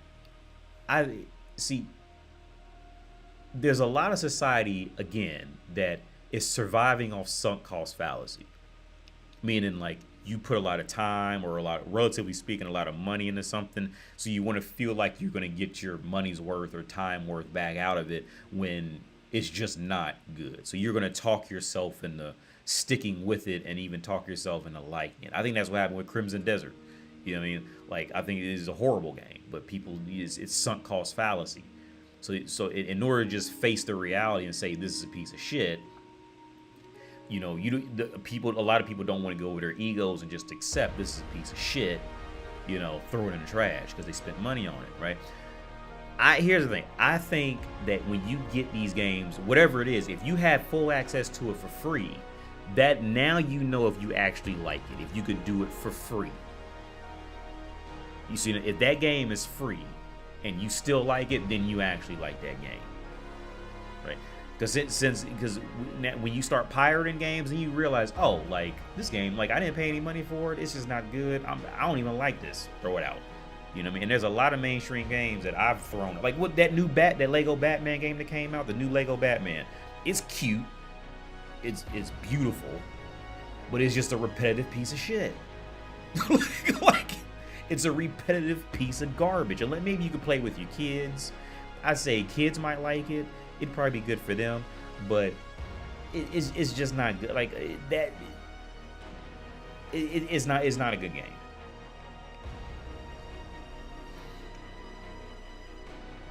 Like America.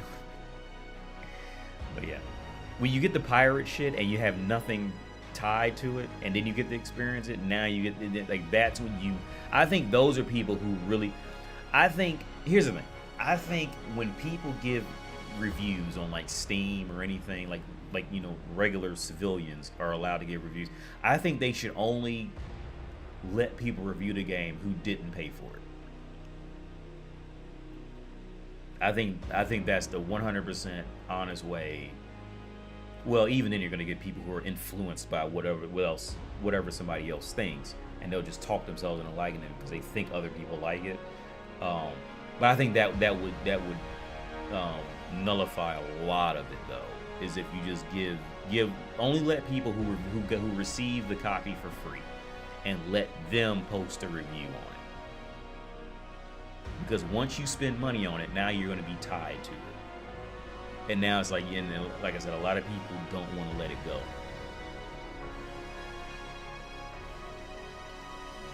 But yeah, that's my rant on video games. So I'll let y'all go, man. That's enough of that. I'm probably going to try Power World out on my own here now. What's your opinion on GTA 6? My opinion on GTA 6 is I think the only reason why Crimson Desert is even got anywhere near the reason why Crimson Desert didn't get completely trashed is because GTA 6 got delayed and people were just so desperate in finding an open world game that the Crimson Desert just filled that hole of desperation. But to answer your question directly, what's my opinion on GTA 6? I don't know, man, because I didn't think Red Dead Redemption 2 was going to be anything worth anything. And that game still is beautiful now. But I remember when I first played that, because I remember that year I was living in Chescalipa, and Spider-Man had come out. The first Spider-Man had come out before that. And I love Spider-Man. And I never thought a Spider-Man game would be that well made. And I remember after I played Spider-Man, Red Dead Redemption came out either a month or two after Spider-Man did. And those two games were the only games I pre-ordered in my entire life. I pre-ordered and pre-installed them. Those are the only two games I ever done that for in my entire life. And I really didn't think Red Dead Redemption 2 could even, after playing Spider-Man 2, I just didn't see any game really even coming close to that. And Red Dead Redemption 2, it starts off a little slow, but and then when you're playing on PS4, you know, you got that restriction, you know, because graphical fidelity, these kind of things on PS4, but frame rates and that. But Red Dead, it's just the attention to detail that Rockstar has. And I'll tell you another company, Kingdom Come. I played Kingdom Come Deliverance 2, and that game is amazing. Just the attention to detail, the voice actors, they got it right too, man. And that's a Czech company. It's actually because my foreign police was in Kutna Hora, where they are in that game in the second one. I've seen a lot of places that's actually in Kingdom Come Deliverance. I've seen, I know where these places are because I've been there. My foreign police was in one of the places, Kutna Hora, which in the game is called Kutenberg. But the Kutenberg was when it was, that's the German name of it, but the Czech name is Kutna Hora. Hora means mountain. I forget what Kutna means, but Hora means mountain, or Berg, if I'm not mistaken, means mountain in German. But GTA 6, I don't know, man. I think it's fairly clear to say that that Rockstar definitely does have a good sense of attention to detail. So we're not going to be, I think it's going to, they would have to really try to fuck up, because that's just that is a culture. That's a culture. They're going to have to try really hard to fuck up, because it would be hard. Even though I wasn't a fan of GTA 5, I thought GTA 5 was recycled trash.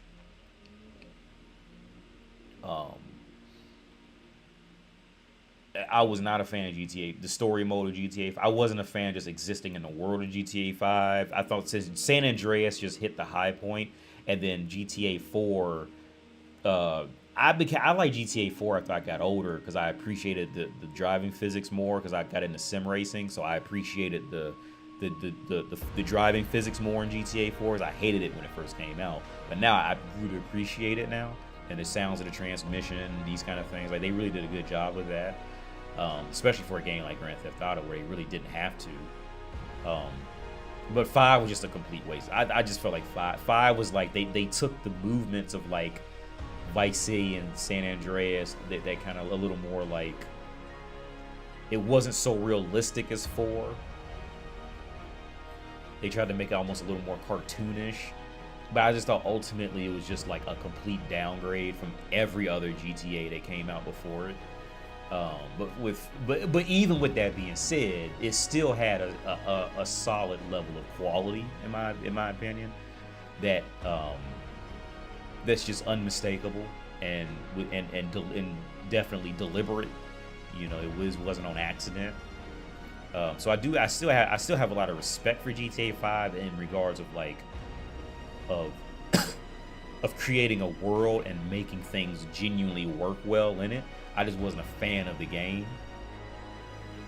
But with that being said, I think 6, anything they're gonna make is just gonna have a certain level of quality to it. So I'm not worried about that. I'm just worried about them creating a personality outside of sex jokes and murder. Because that was the part that just really wore me out of Grand Theft Autos, and the part that the people at Kingdom Come Deliverance do amazingly well, and this is what got me hooked on the first game. I never beat the first game, but I played a fair decent amount through.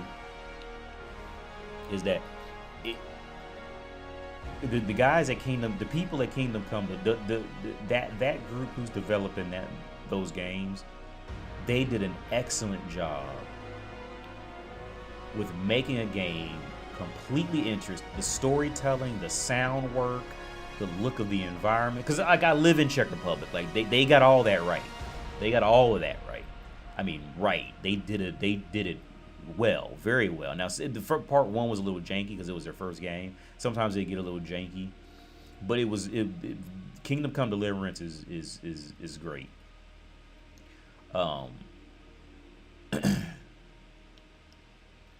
But what they did well, I mean, their sound work, everything, but what they did amazingly well was they kept the game. It is genuinely interesting, and they didn't have to rely on magic bullshit at all.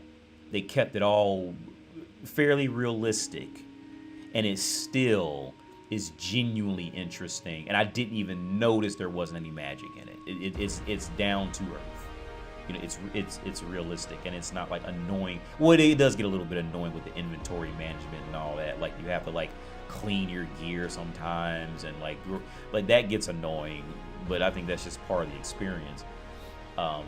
It's not jarring, but and I'm afraid that Grand Theft. I'm afraid that at Rockstar, I'm afraid Rockstar is going to hit that same wall that FromSoft kind of hit.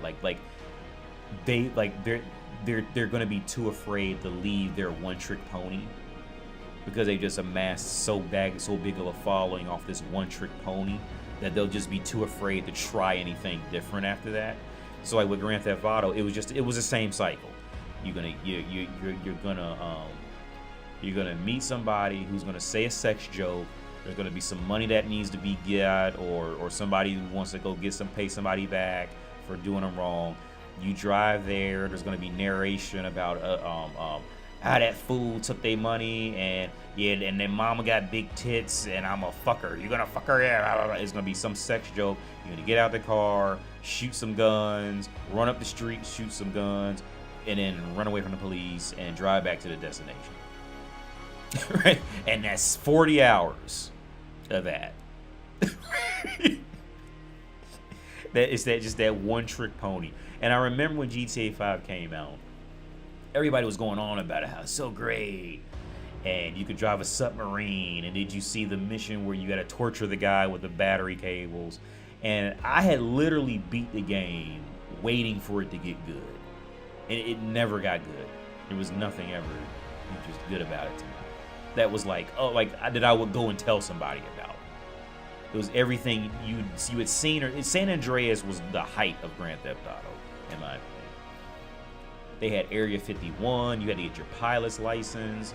Uh, you could learn different forms of martial arts. You had weapon efficiency. You could get fat. You could get skinny, and all that affected your ability to move in the world. San Andreas was just like the height of Grand Theft Auto, and everything after that was just a downgrade, in my opinion.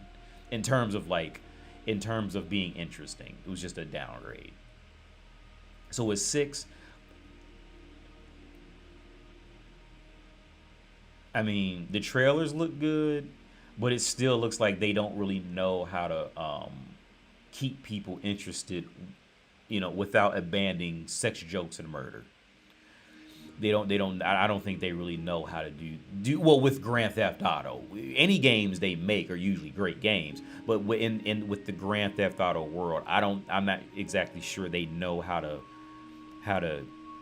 genuinely make other things interesting in that world. Because like with literally every game, even with the ping pong game, the ping pong game, that was great. I played that on an emulator recently, and that was for what it was really great. But like I said, I'm not sure they, like with Red Dead Redemption, since it was a different time, they couldn't rely on just sex jokes and murder, even though it was mostly just murder all the time. But there was you can play poker and all this stuff, and it was legit fun and good, and it was fun to see how you could play for like 2 cents and 3 cents, and playing poker or other games like that. Like Red Dead Redemption was great, but I don't know. Like I'm definitely gonna buy it. I'm not gonna act like I'm not gonna buy it. I'm for sure gonna buy it. But I'm just not sure. I'm not sure if I'm really gonna be happy with it, to be honest. Because I just don't know if they're gonna grow out of it. If they're gonna not grow out of it, if they feel comfortable trying something and having. Because here's the thing. Because now the bad part about it too is, and this is why I'm not a fan. This is where I'm not a fan of YouTube, and I just don't like the younger generations now with these things. Like when a movie comes out, or like when a video game or some kind of movie comes out, and if it has a great story, well, they'll like people will literally do anything for clicks in social media. So they'll just post a spoiler like before the movie even comes out. They'll just pirate it and just post a spoiler, right? And that's why I just really don't like social media and Facebook and these, because I remember when Avengers came out, everybody was saying Tony Stark was going to die in part 1, like just spoiling it. Well, he didn't die in part 1. People just say anything. Like I just think it's so pathetic, like in the world nowadays with the internet, how people will I didn't know people were that pathetic in the world and just that desperate that they would just literally say anything just to get attention. I didn't know how. I just never knew just how pathetic people really were in the world. You know what I mean? That has no real practical application, no real, philosophical debate. It's just like, I'm just saying something to get attention. Like, I remember there was this one dude. He was making a YouTube channel, and I did leave a comment on this, but I usually don't comment. And he said that like jujitsu was worthless, right? And I really didn't like this dude because I guess he's a black belt in karate or something like that. And he goes to a jujitsu like competition to prove it's worthless, right? But it was clear he was like afraid to get on the ground with the dude, because jujitsu is all about being on. Jujitsu is like the next step in wrestling. Like wrestling is like more to grapple to pin, and then jujitsu is like after the pin, like you actually have to hurt me to get me to tap out, right? And this dude, like, I can't remember the dude's name, but he's a popular YouTuber, and he went to a jiu-jitsu competition, and you could tell he was afraid to get on the floor, and he was just talking shit about jiu-jitsu, and the dude was like, because he was getting like, because the YouTuber was getting mad because the jiu-jitsu dude was like, he was like trying to grapple him, take him down, and he wouldn't let him do it because he's a bigger, stronger dude. So he said then he got mad because the jiu-jitsu dude just finally just laid down on the ground and was just trying to grab him, and he was too afraid to get on the ground, right? And because that's what jiu-jitsu is, you have to get on the ground. It's the next, like I said, it's the next level past wrestling. It's like you can't just, it's not just about pinning me, it's about forcing me to tap out. right? Like, you gotta hurt me. You have to physically bind me in a way to make me tap out. And to be clear, like, if you've never practiced any form of jiu-jitsu, there's a very high chance that any jiu-jitsu person is going to kick your fucking ass, because they just got more body awareness because they're practicing it, right? So he just dances around him to the point where he was literally getting ready to get disqualified, because he would never go on the ground to actually practice jiu-jitsu.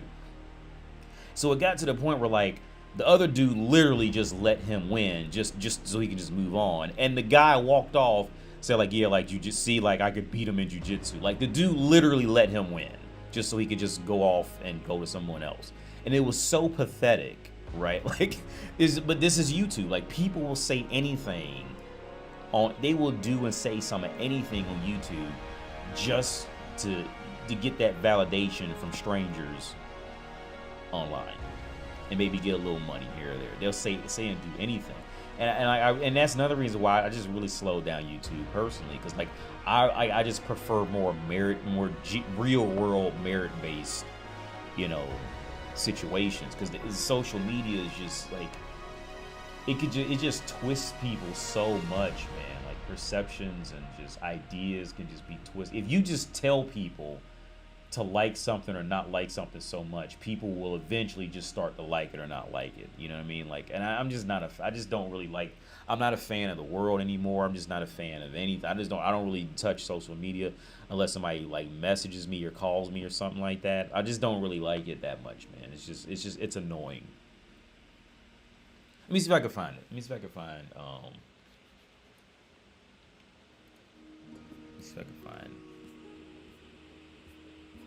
because it was really pathetic what that dude was doing. But this is just the world now with social media.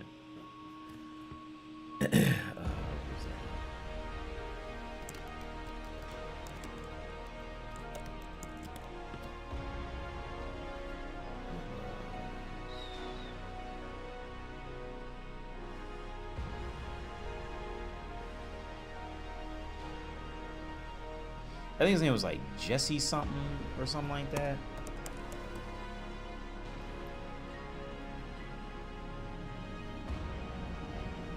Yeah, he entered it to prove it doesn't work. And the dude, like, literally, for anybody who knows how to do it at any capacity, oh, you guys can't see it. Hang on. For anybody who does it at any capacity knows, like, the dude literally just let him win. They could see it clearly. But it's YouTube. Well, you guys can't see. Window capture.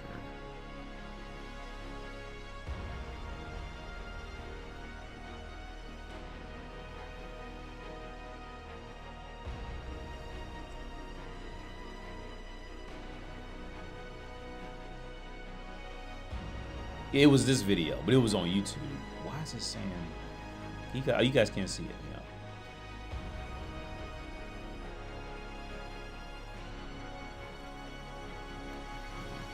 Okay.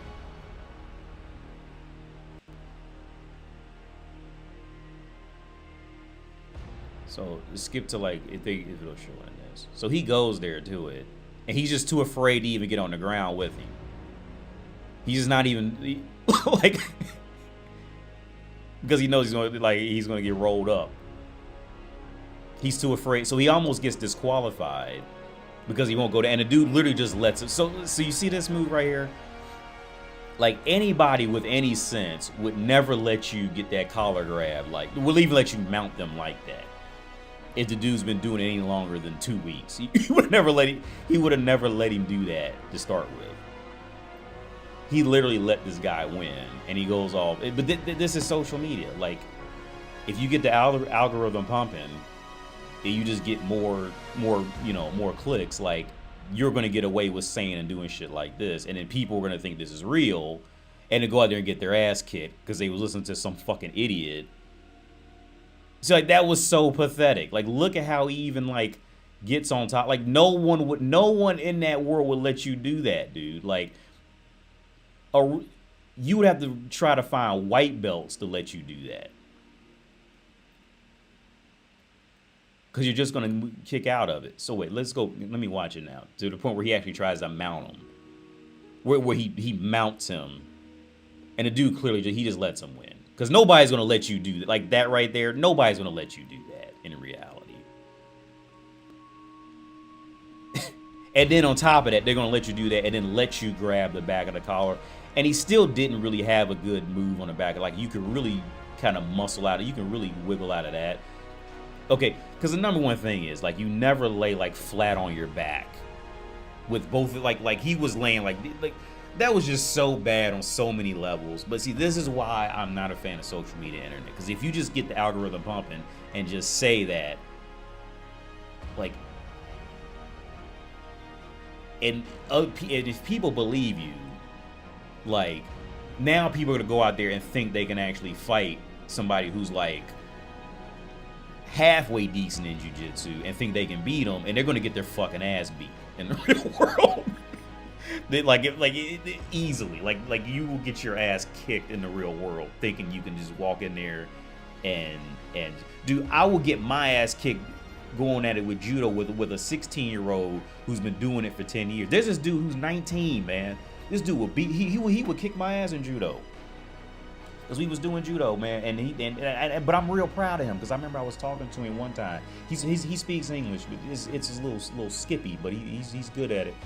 At where I go practice judo, man, and he's 19 and he's been doing this since he was a kid, man. All these people in there, they've been doing this since they kids.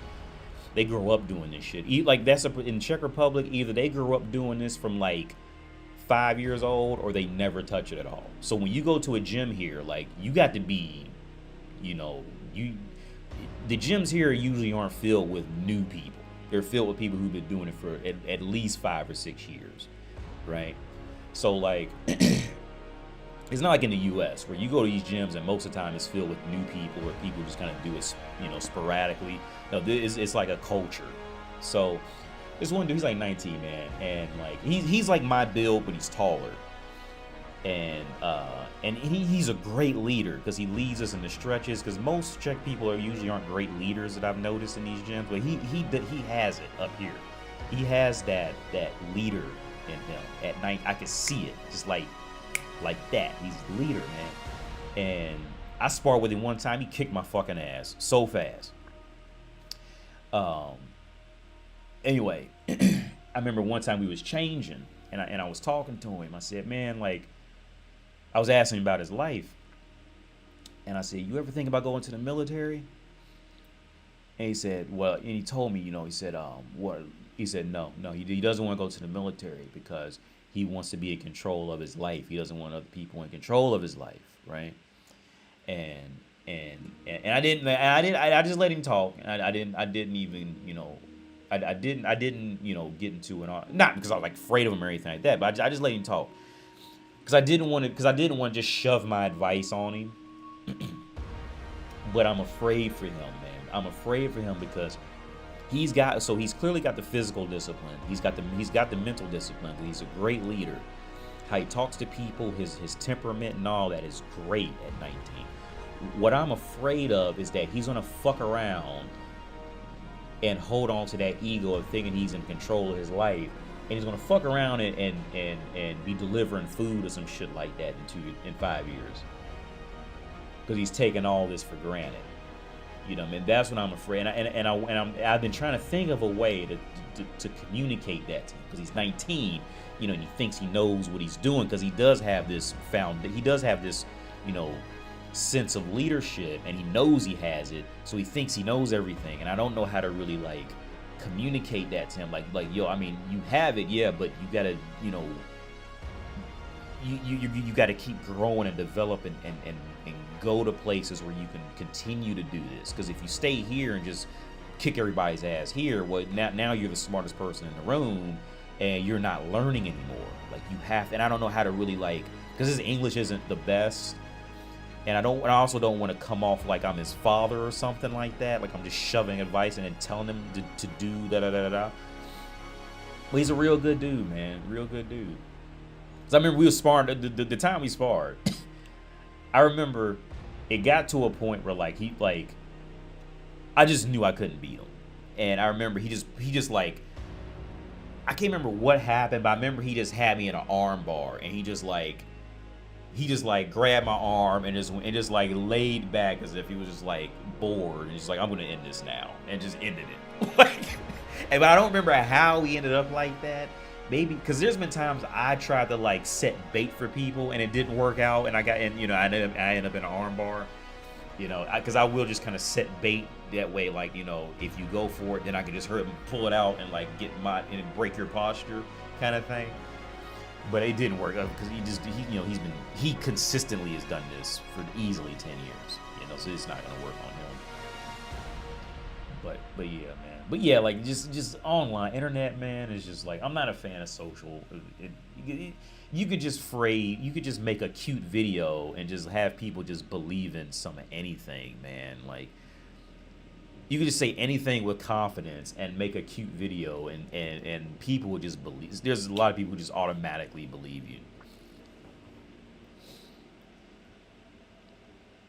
People like that get fighting a bad name. Yeah, the dude in the video, or yeah, I think you're talking about dude in the video. Yeah, like this was really bad, man. This was like, and he's just saying like, see, like, and he walked off talking about, see, it's useless, blah, blah, blah, like, but this is really bad.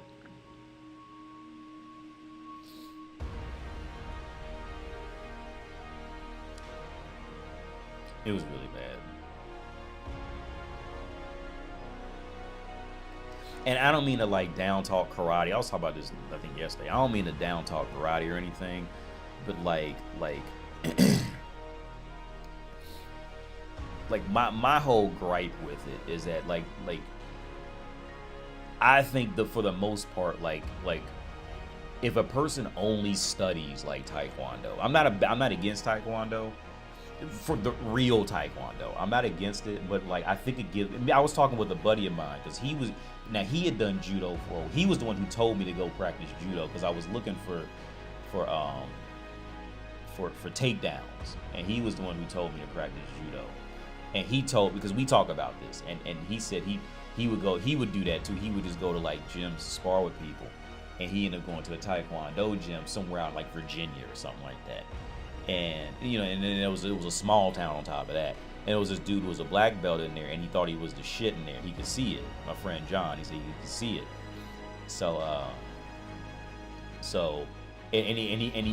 He seen the dude, and he could tell the dude was like showing off for the other people because he was a black belt in Taekwondo. Well, some kind of way they end up saying that they were just gonna like full spar, not just kicks, but like pretty much do like that Kyokushin / like pretty much just MMA kind of fighting kind of thing, because that dude wasn't used to like, he's in a small town in Virginia. He was the shit, as in a small town in Virginia. So my buddy John said, he said when they started sparring, he just pulled like a basic judo move and just put him flat on his ass like immediately. And the dude was just like, he said the dude just had this shocked look at his face because he had never been slammed, like he had never like been cleanly. Here's the thing, like the beautiful part about judo is like it'll genuinely teach you how to like completely just take somebody down, and it's just nothing they can do. No matter like, it's just nothing they can do. If you get at that right angle, you like a 100-pound woman will take down a 200-pound man if she hits that right angle. Right, it's just nothing you can do. Like for example, I remember I was with this one woman that I think we kind of like each other because we were like partners for a while, but she's smaller than me, right? And we were practicing this one takedown. And I was like falling with her just to like let her know like she was trying, but like I really wouldn't have fell at all like with her trying it. Like I could just physically like hold myself to keep her from doing it if I wanted to. But and she did that twice, and then I think at the second time she felt it and she knew I was like playing along with it. Well, the third time she genuinely did completely. I mean, I fell like completely. Like there was nothing I could have done. The third time, like she genuinely got her hips like in the right spot and twisted it just the right way. There was nothing I could have done. Even if I had it tensed up, it would just made it worse, because now my body's locked, so I don't have the fluid balance. Like I mean, I still remember exactly how she did it. and because we were just letting you go on these, you know, the drills where you just let them throw you, so you know, so they can know how to throw and you know how it feels to be thrown. And this one time, she genuinely got me. Like, I mean, I felt completely weightless, hit the ground, and then I could see in her, she got even more depressed because I think she thought I was playing along. I was playing. And I said, no, you seriously got me that time, and she wouldn't believe me. like, I was trying to tell her, like, no, there was seriously nothing I could do. That third one you did, I seriously tried to tell her, the third time you tried that on me, there was nothing I was going to the ground. There was nothing I could have done. And she was just like, no, like she just would. And that's kind of hard part too with these things, like, cause you don't really feel it a lot of times, many times, especially if you don't really know what you're doing. Like, you don't really feel the impact of what you're doing sometimes. So I don't think she really could feel it and could confirm it. So she thought I was just giving it to her. And the third time I really didn't give it to her. She got the drill perfect. The first two times I gave it to her, but the third time she really did throw me, and it was perfect. But for people who's never done that, like, for example, I was sparring, I was doing jujitsu. I was doing this, the jujitsu with this Armenian dude. And I tried a judo throw, right? But I didn't tell him I didn't tell him I had done judo before, right? But so he knew how to, like, get out of it because he had done wrestling and jiu-jitsu, right? And he had done it before, so he knew how to get out of it. And he said, "Where'd you learn that from?" Right? I said, "Yeah, I do judo." He said, "Yeah, like on the street, you would have got any average person on the street, you would have got that over on, because they just wouldn't have seen it coming. But like, he knew what it was, so he knew how to get away from it." But most things is really just like, there's one scene with that Rampage dude. Like, most things, if you just back your legs out, that'll usually get, you know, if you just back your legs out and keep that kind of like forward stance, that'll get you out of most stuff. But you know, this shit was ridiculous. This was sad. The fact that, I mean, and then on top of that, like, you know, you just get an algorithm and get 1 million people to see it, they'll now think they can go spar. I was seeing something a long time ago where they were making fun of jiu-jitsu, where like the guys would be on the ground, like crawling towards you, saying, "Come and fight me," like if you break into their house and try to steal something. Like, now, yeah, that's comedy, but like, I would challenge anybody who thinks that jiu-jitsu is worthless to go to a legit jiu-jitsu place and spar with anybody in there and see how you turn out. I remember I beat this one dude, which I don't win a lot. I am not a tank. I remember I beat this one dude. I was talking to the Armenian dude, actually. I was just talking about, because he speaks real good English. I thought he was American, actually, when I first started talking to him. But I remember, and this other dude, he comes up, it was open mat day. So he comes to me and he asked me if I wanted to spar. And I said, "Yeah, sure, I'll spar with you." And so I was sparring with this one dude, and he was kind of doing what this dude was doing. He didn't want to go, he didn't want to go on the ground. So this is one thing that like super beginners tend to do, and I'm a beginner for real, but like super beginners tend to like a bad habit that they tend to do that I've seen, which I'm not special at all. I'm shitty, but like one bad habit that people fall into, and they'll get stuck in that shit and stuck in it. They'll get stuck in it for a long time. Is when you do jujitsu with somebody who actually knows how to do jujitsu, you find out real quick that being on top is not the best position to be in, right? Like, so for inexperienced fighters, you think that being on top is the best position to be in, kind of thing. But when you're fighting somebody who actually knows jiu-jitsu, you learn real fast that that's the worst position to be in. Because once you extend one arm out, or once you get to doing that kind of thing, now that person has all this to grab, and on top of that, they're going to break your posture by pulling you down towards them. That's so what most people will do is they'll prefer to like grab you and then fall back So now you're on top and they're on bottom, and now they're just waiting for you to like reach down and grab them, so now they could, you know, grab your arms, kind of thing. So with this dude I was sparring, which is the same thing like with this dude, this karate guy who has the black belt in karate. He's afraid to get down on the ground, right?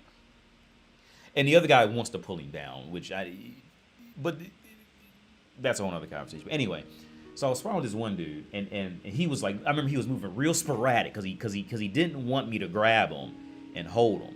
He was moving. He looked like a Greek god kind of thing. He was muscular and all this shit, but he was really like a rabbit. You know, he would just come in and do. And if I tried to grab him, he would just immediately run away, right?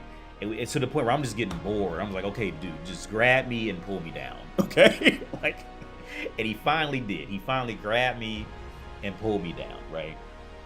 And he did the leg lock around my hips, and like I'm on my knees, and now, you know, I know, like, you know, you want to keep the T-Rex arms. If you're up, keep the T-Rex arms, or just lay down on them, which is what this dude does. In the end, he just lays down, and that would win. That would tire a person out. Let's see if I can find it. He just lays down. In the end, he's gonna lay down on him just to gas him out.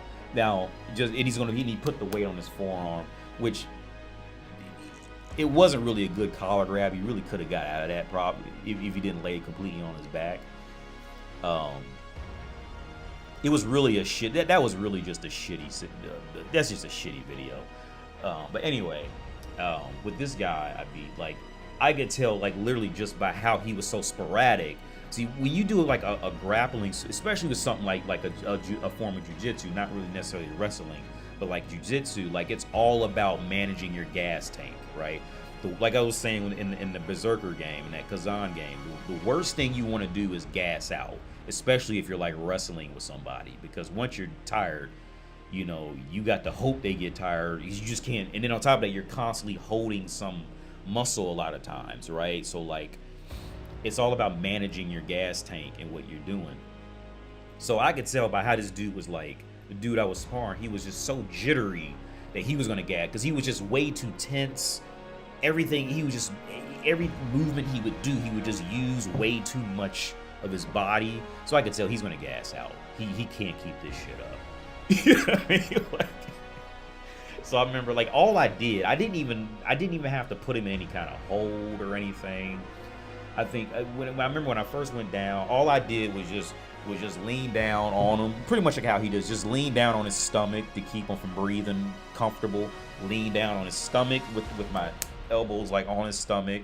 You know, I mean, if he reaches up and grabs my head, well, all that's going to do is just put more weight on him, so it's going to gas him out even more. So like, it's in my benefit. The worst thing you can do is reach out to try to grab something, because now he can grab you and get the twisting, right? I think at one point, I ended up with one of his wrists and like pinned it like up behind his head, so now that arm was just disabled, so he couldn't do anything. In some kind of way, I think like we end up, some kind of way, I end up on the bottom, but then I just bucked him off of me. I remember I bucked him off of me, but this was one of the rare times I look back to see like when I bucked someone off me, and he was like in the air. I'm 5'7", 150 pounds. So all of this, like, this is another thing with like sports like jiu-jitsu. Like, it had like body weight and strength doesn't have a lot to do with it. Like, if a person just has technique, once you get that hip, that waist under control, you can do a lot to, you know, bigger guys. It doesn't mean a lot. I remember I bucked them off me. I ended up on top of them, and then I remember all I had to do was just gas him out. I didn't have to like punch him. You can't punch in jiu-jitsu, but I didn't have to do any type of hold or grapple. I just gassed him out to the point where he was just literally on his back going, like with his head back, and I'm like just waiting on him to catch his breath. He was just gone. He just gassed out, and that's how there was nothing he could do. He was just tired, and I'm just like full of energy. I didn't have to do anything. But yeah, now this is bullshit. This is 100% bullshit. For any of this dude's followers who would see this video and would listen to somebody like him, they gonna go out there and try that shit and get their fucking ass beat. And it's not gonna take long. I'm talking like it would take all of maybe, if the other person was serious and taking them down, I would say here's the thing. The most common thing for like most, like, if you were to take like a regular person and take up against a wrestler, anybody who like grapples, I would say this, man, like, the only reason why it would last any length of time is because the other person just didn't want to end it, or they just didn't want to expel a lot of energy and just would wait for you to tire yourself out and then do something. So it's just going to be easier. But yeah, these are the people who will have you go out there in the real world and get your ass kicked doing shit like this. That's horrible. That video is horrible advice in the world. Or another thing, like these dudes trying to learn how to box off YouTube. Like, that's another thing that's wild, man. Like, motherfuckers really out here trying to take boxing lessons. Now, you could take like grappling lessons off YouTube, but even then, that's only going to get you so far. But stuff like, you can't learn how to box off YouTube. And I feel sorry for, like, I mean, like, now, like, so many motherfuckers out there, like, trying to, like, fully learn how to fight off of watching YouTube clips. Like, and it's fucking just, it's just pathetic. It's sad. It really is. How sad it is.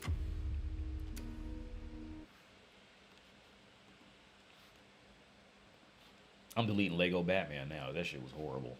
It wasn't horrible. It was just super repetitive. I can't do that. I'm gonna play Power World by myself. Because I always wanted to play that. And never had a chance to play it.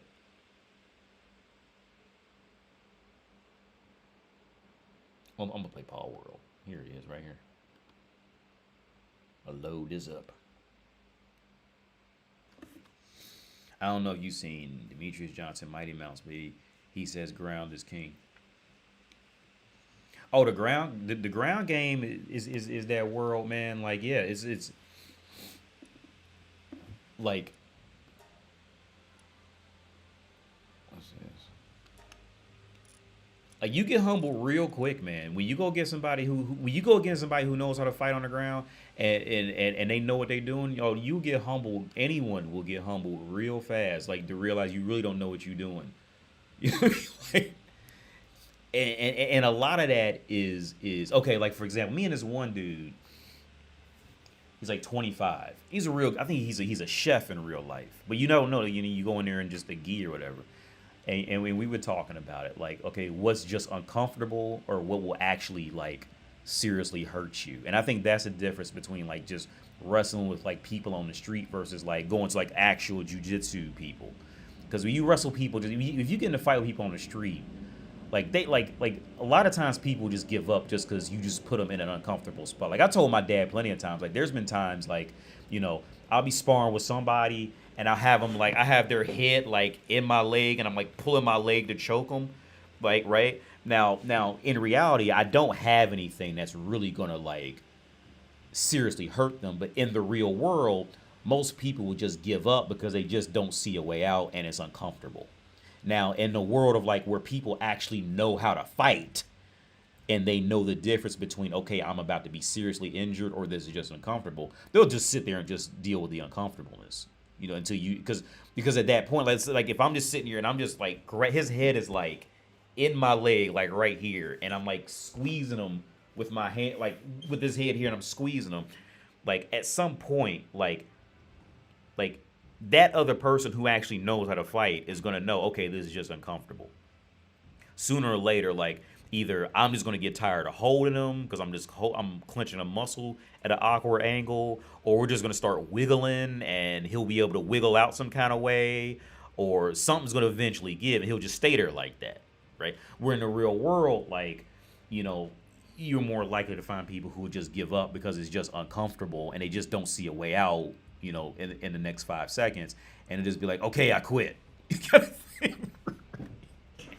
Right? And see, that's, like, the big difference in, like, going in, like, with the people who this dude's talking to. They're going to go out there trying to get people to go, oh, I quit. And they're not going to do that because they know what that is. Like I said yesterday, when I sparred with the dude at judo, dude's easily 250 pounds. Easily 250 pounds. He's taller than me and wider than me. His belly is like hanging over the judo outfit, but the motherfucker's strong and he knows how to do judo, right? And I always spar with him. And I think I told this story last night where he was on top of me and he was digging, like all of his weight was just like going into my chest, right? All of it, man. And it was just crushing me. But I want this because I want to know what that weight feels like, especially from somebody who knows how to throw it. And I want to know how to just go, okay, like don't panic. Even though you can't stay like this, your time's running out. Don't panic, because once you panic, now you're gonna breathe harder. You're gonna gas out quicker. Don't fucking panic, right? There has to be a way out of this, right? Now I eventually had to tap out, but what I had tried to do was I had tried to like slowly wiggle back up to his waist. Because here's the thing, if he was my size, I could have just like reversed it and like, and bucked him off me and threw him over, but he's just too heavy. I just can't do that to him. It's just impossible. It's impossible for me to do it to somebody that much bigger than me. Like if he was like my size, I could have easily bucked him off me some kind of way, like bucked him off and twisted him over, whereas, he would have fell over that way. Then now I'm in side control on him or something like that. But he was just too big. But that's the experience I want. I want to know what to do in that position, in that, outside of my comfort zone. So I was trying to wiggle up to his waist. I figured, well, if I could get closer to his waist, he could lay on me, but he can't put his he'll be able to lay on me, but he can't just, spear all of his weight into my chest anymore, which should be at least somewhat better. And then 2, I'll have access to his waist, which, I still have to learn that to see if that would have helped me out. Because I couldn't make it that far because he knows what he's doing. So I eventually had to tap out because he was just too much weight, man. It's just too for a dude who's 150 pounds. If they're doing it right, you might as well have a car on you. You can't get up. If they know what they're doing, if they get the leaning on you the right way, you won't be able to get up. Now you're not gonna suffocate, but no, you could if they do it right. But yeah, you'll just But yeah, that's it, man. But no, like, yeah, while his head is there, you could fart on him. Oh yeah. But yeah, that's it, man. I'm tired of ranting. I'm gonna let you go. I'm gonna play Power Worlds on my laptop now. So y'all have a good evening night. I'm getting hungry, so I gotta eat something. Y'all have a good day, evening night. Thanks for tuning in to the gaming stream, everybody. And I'll catch you later, man. Peace out.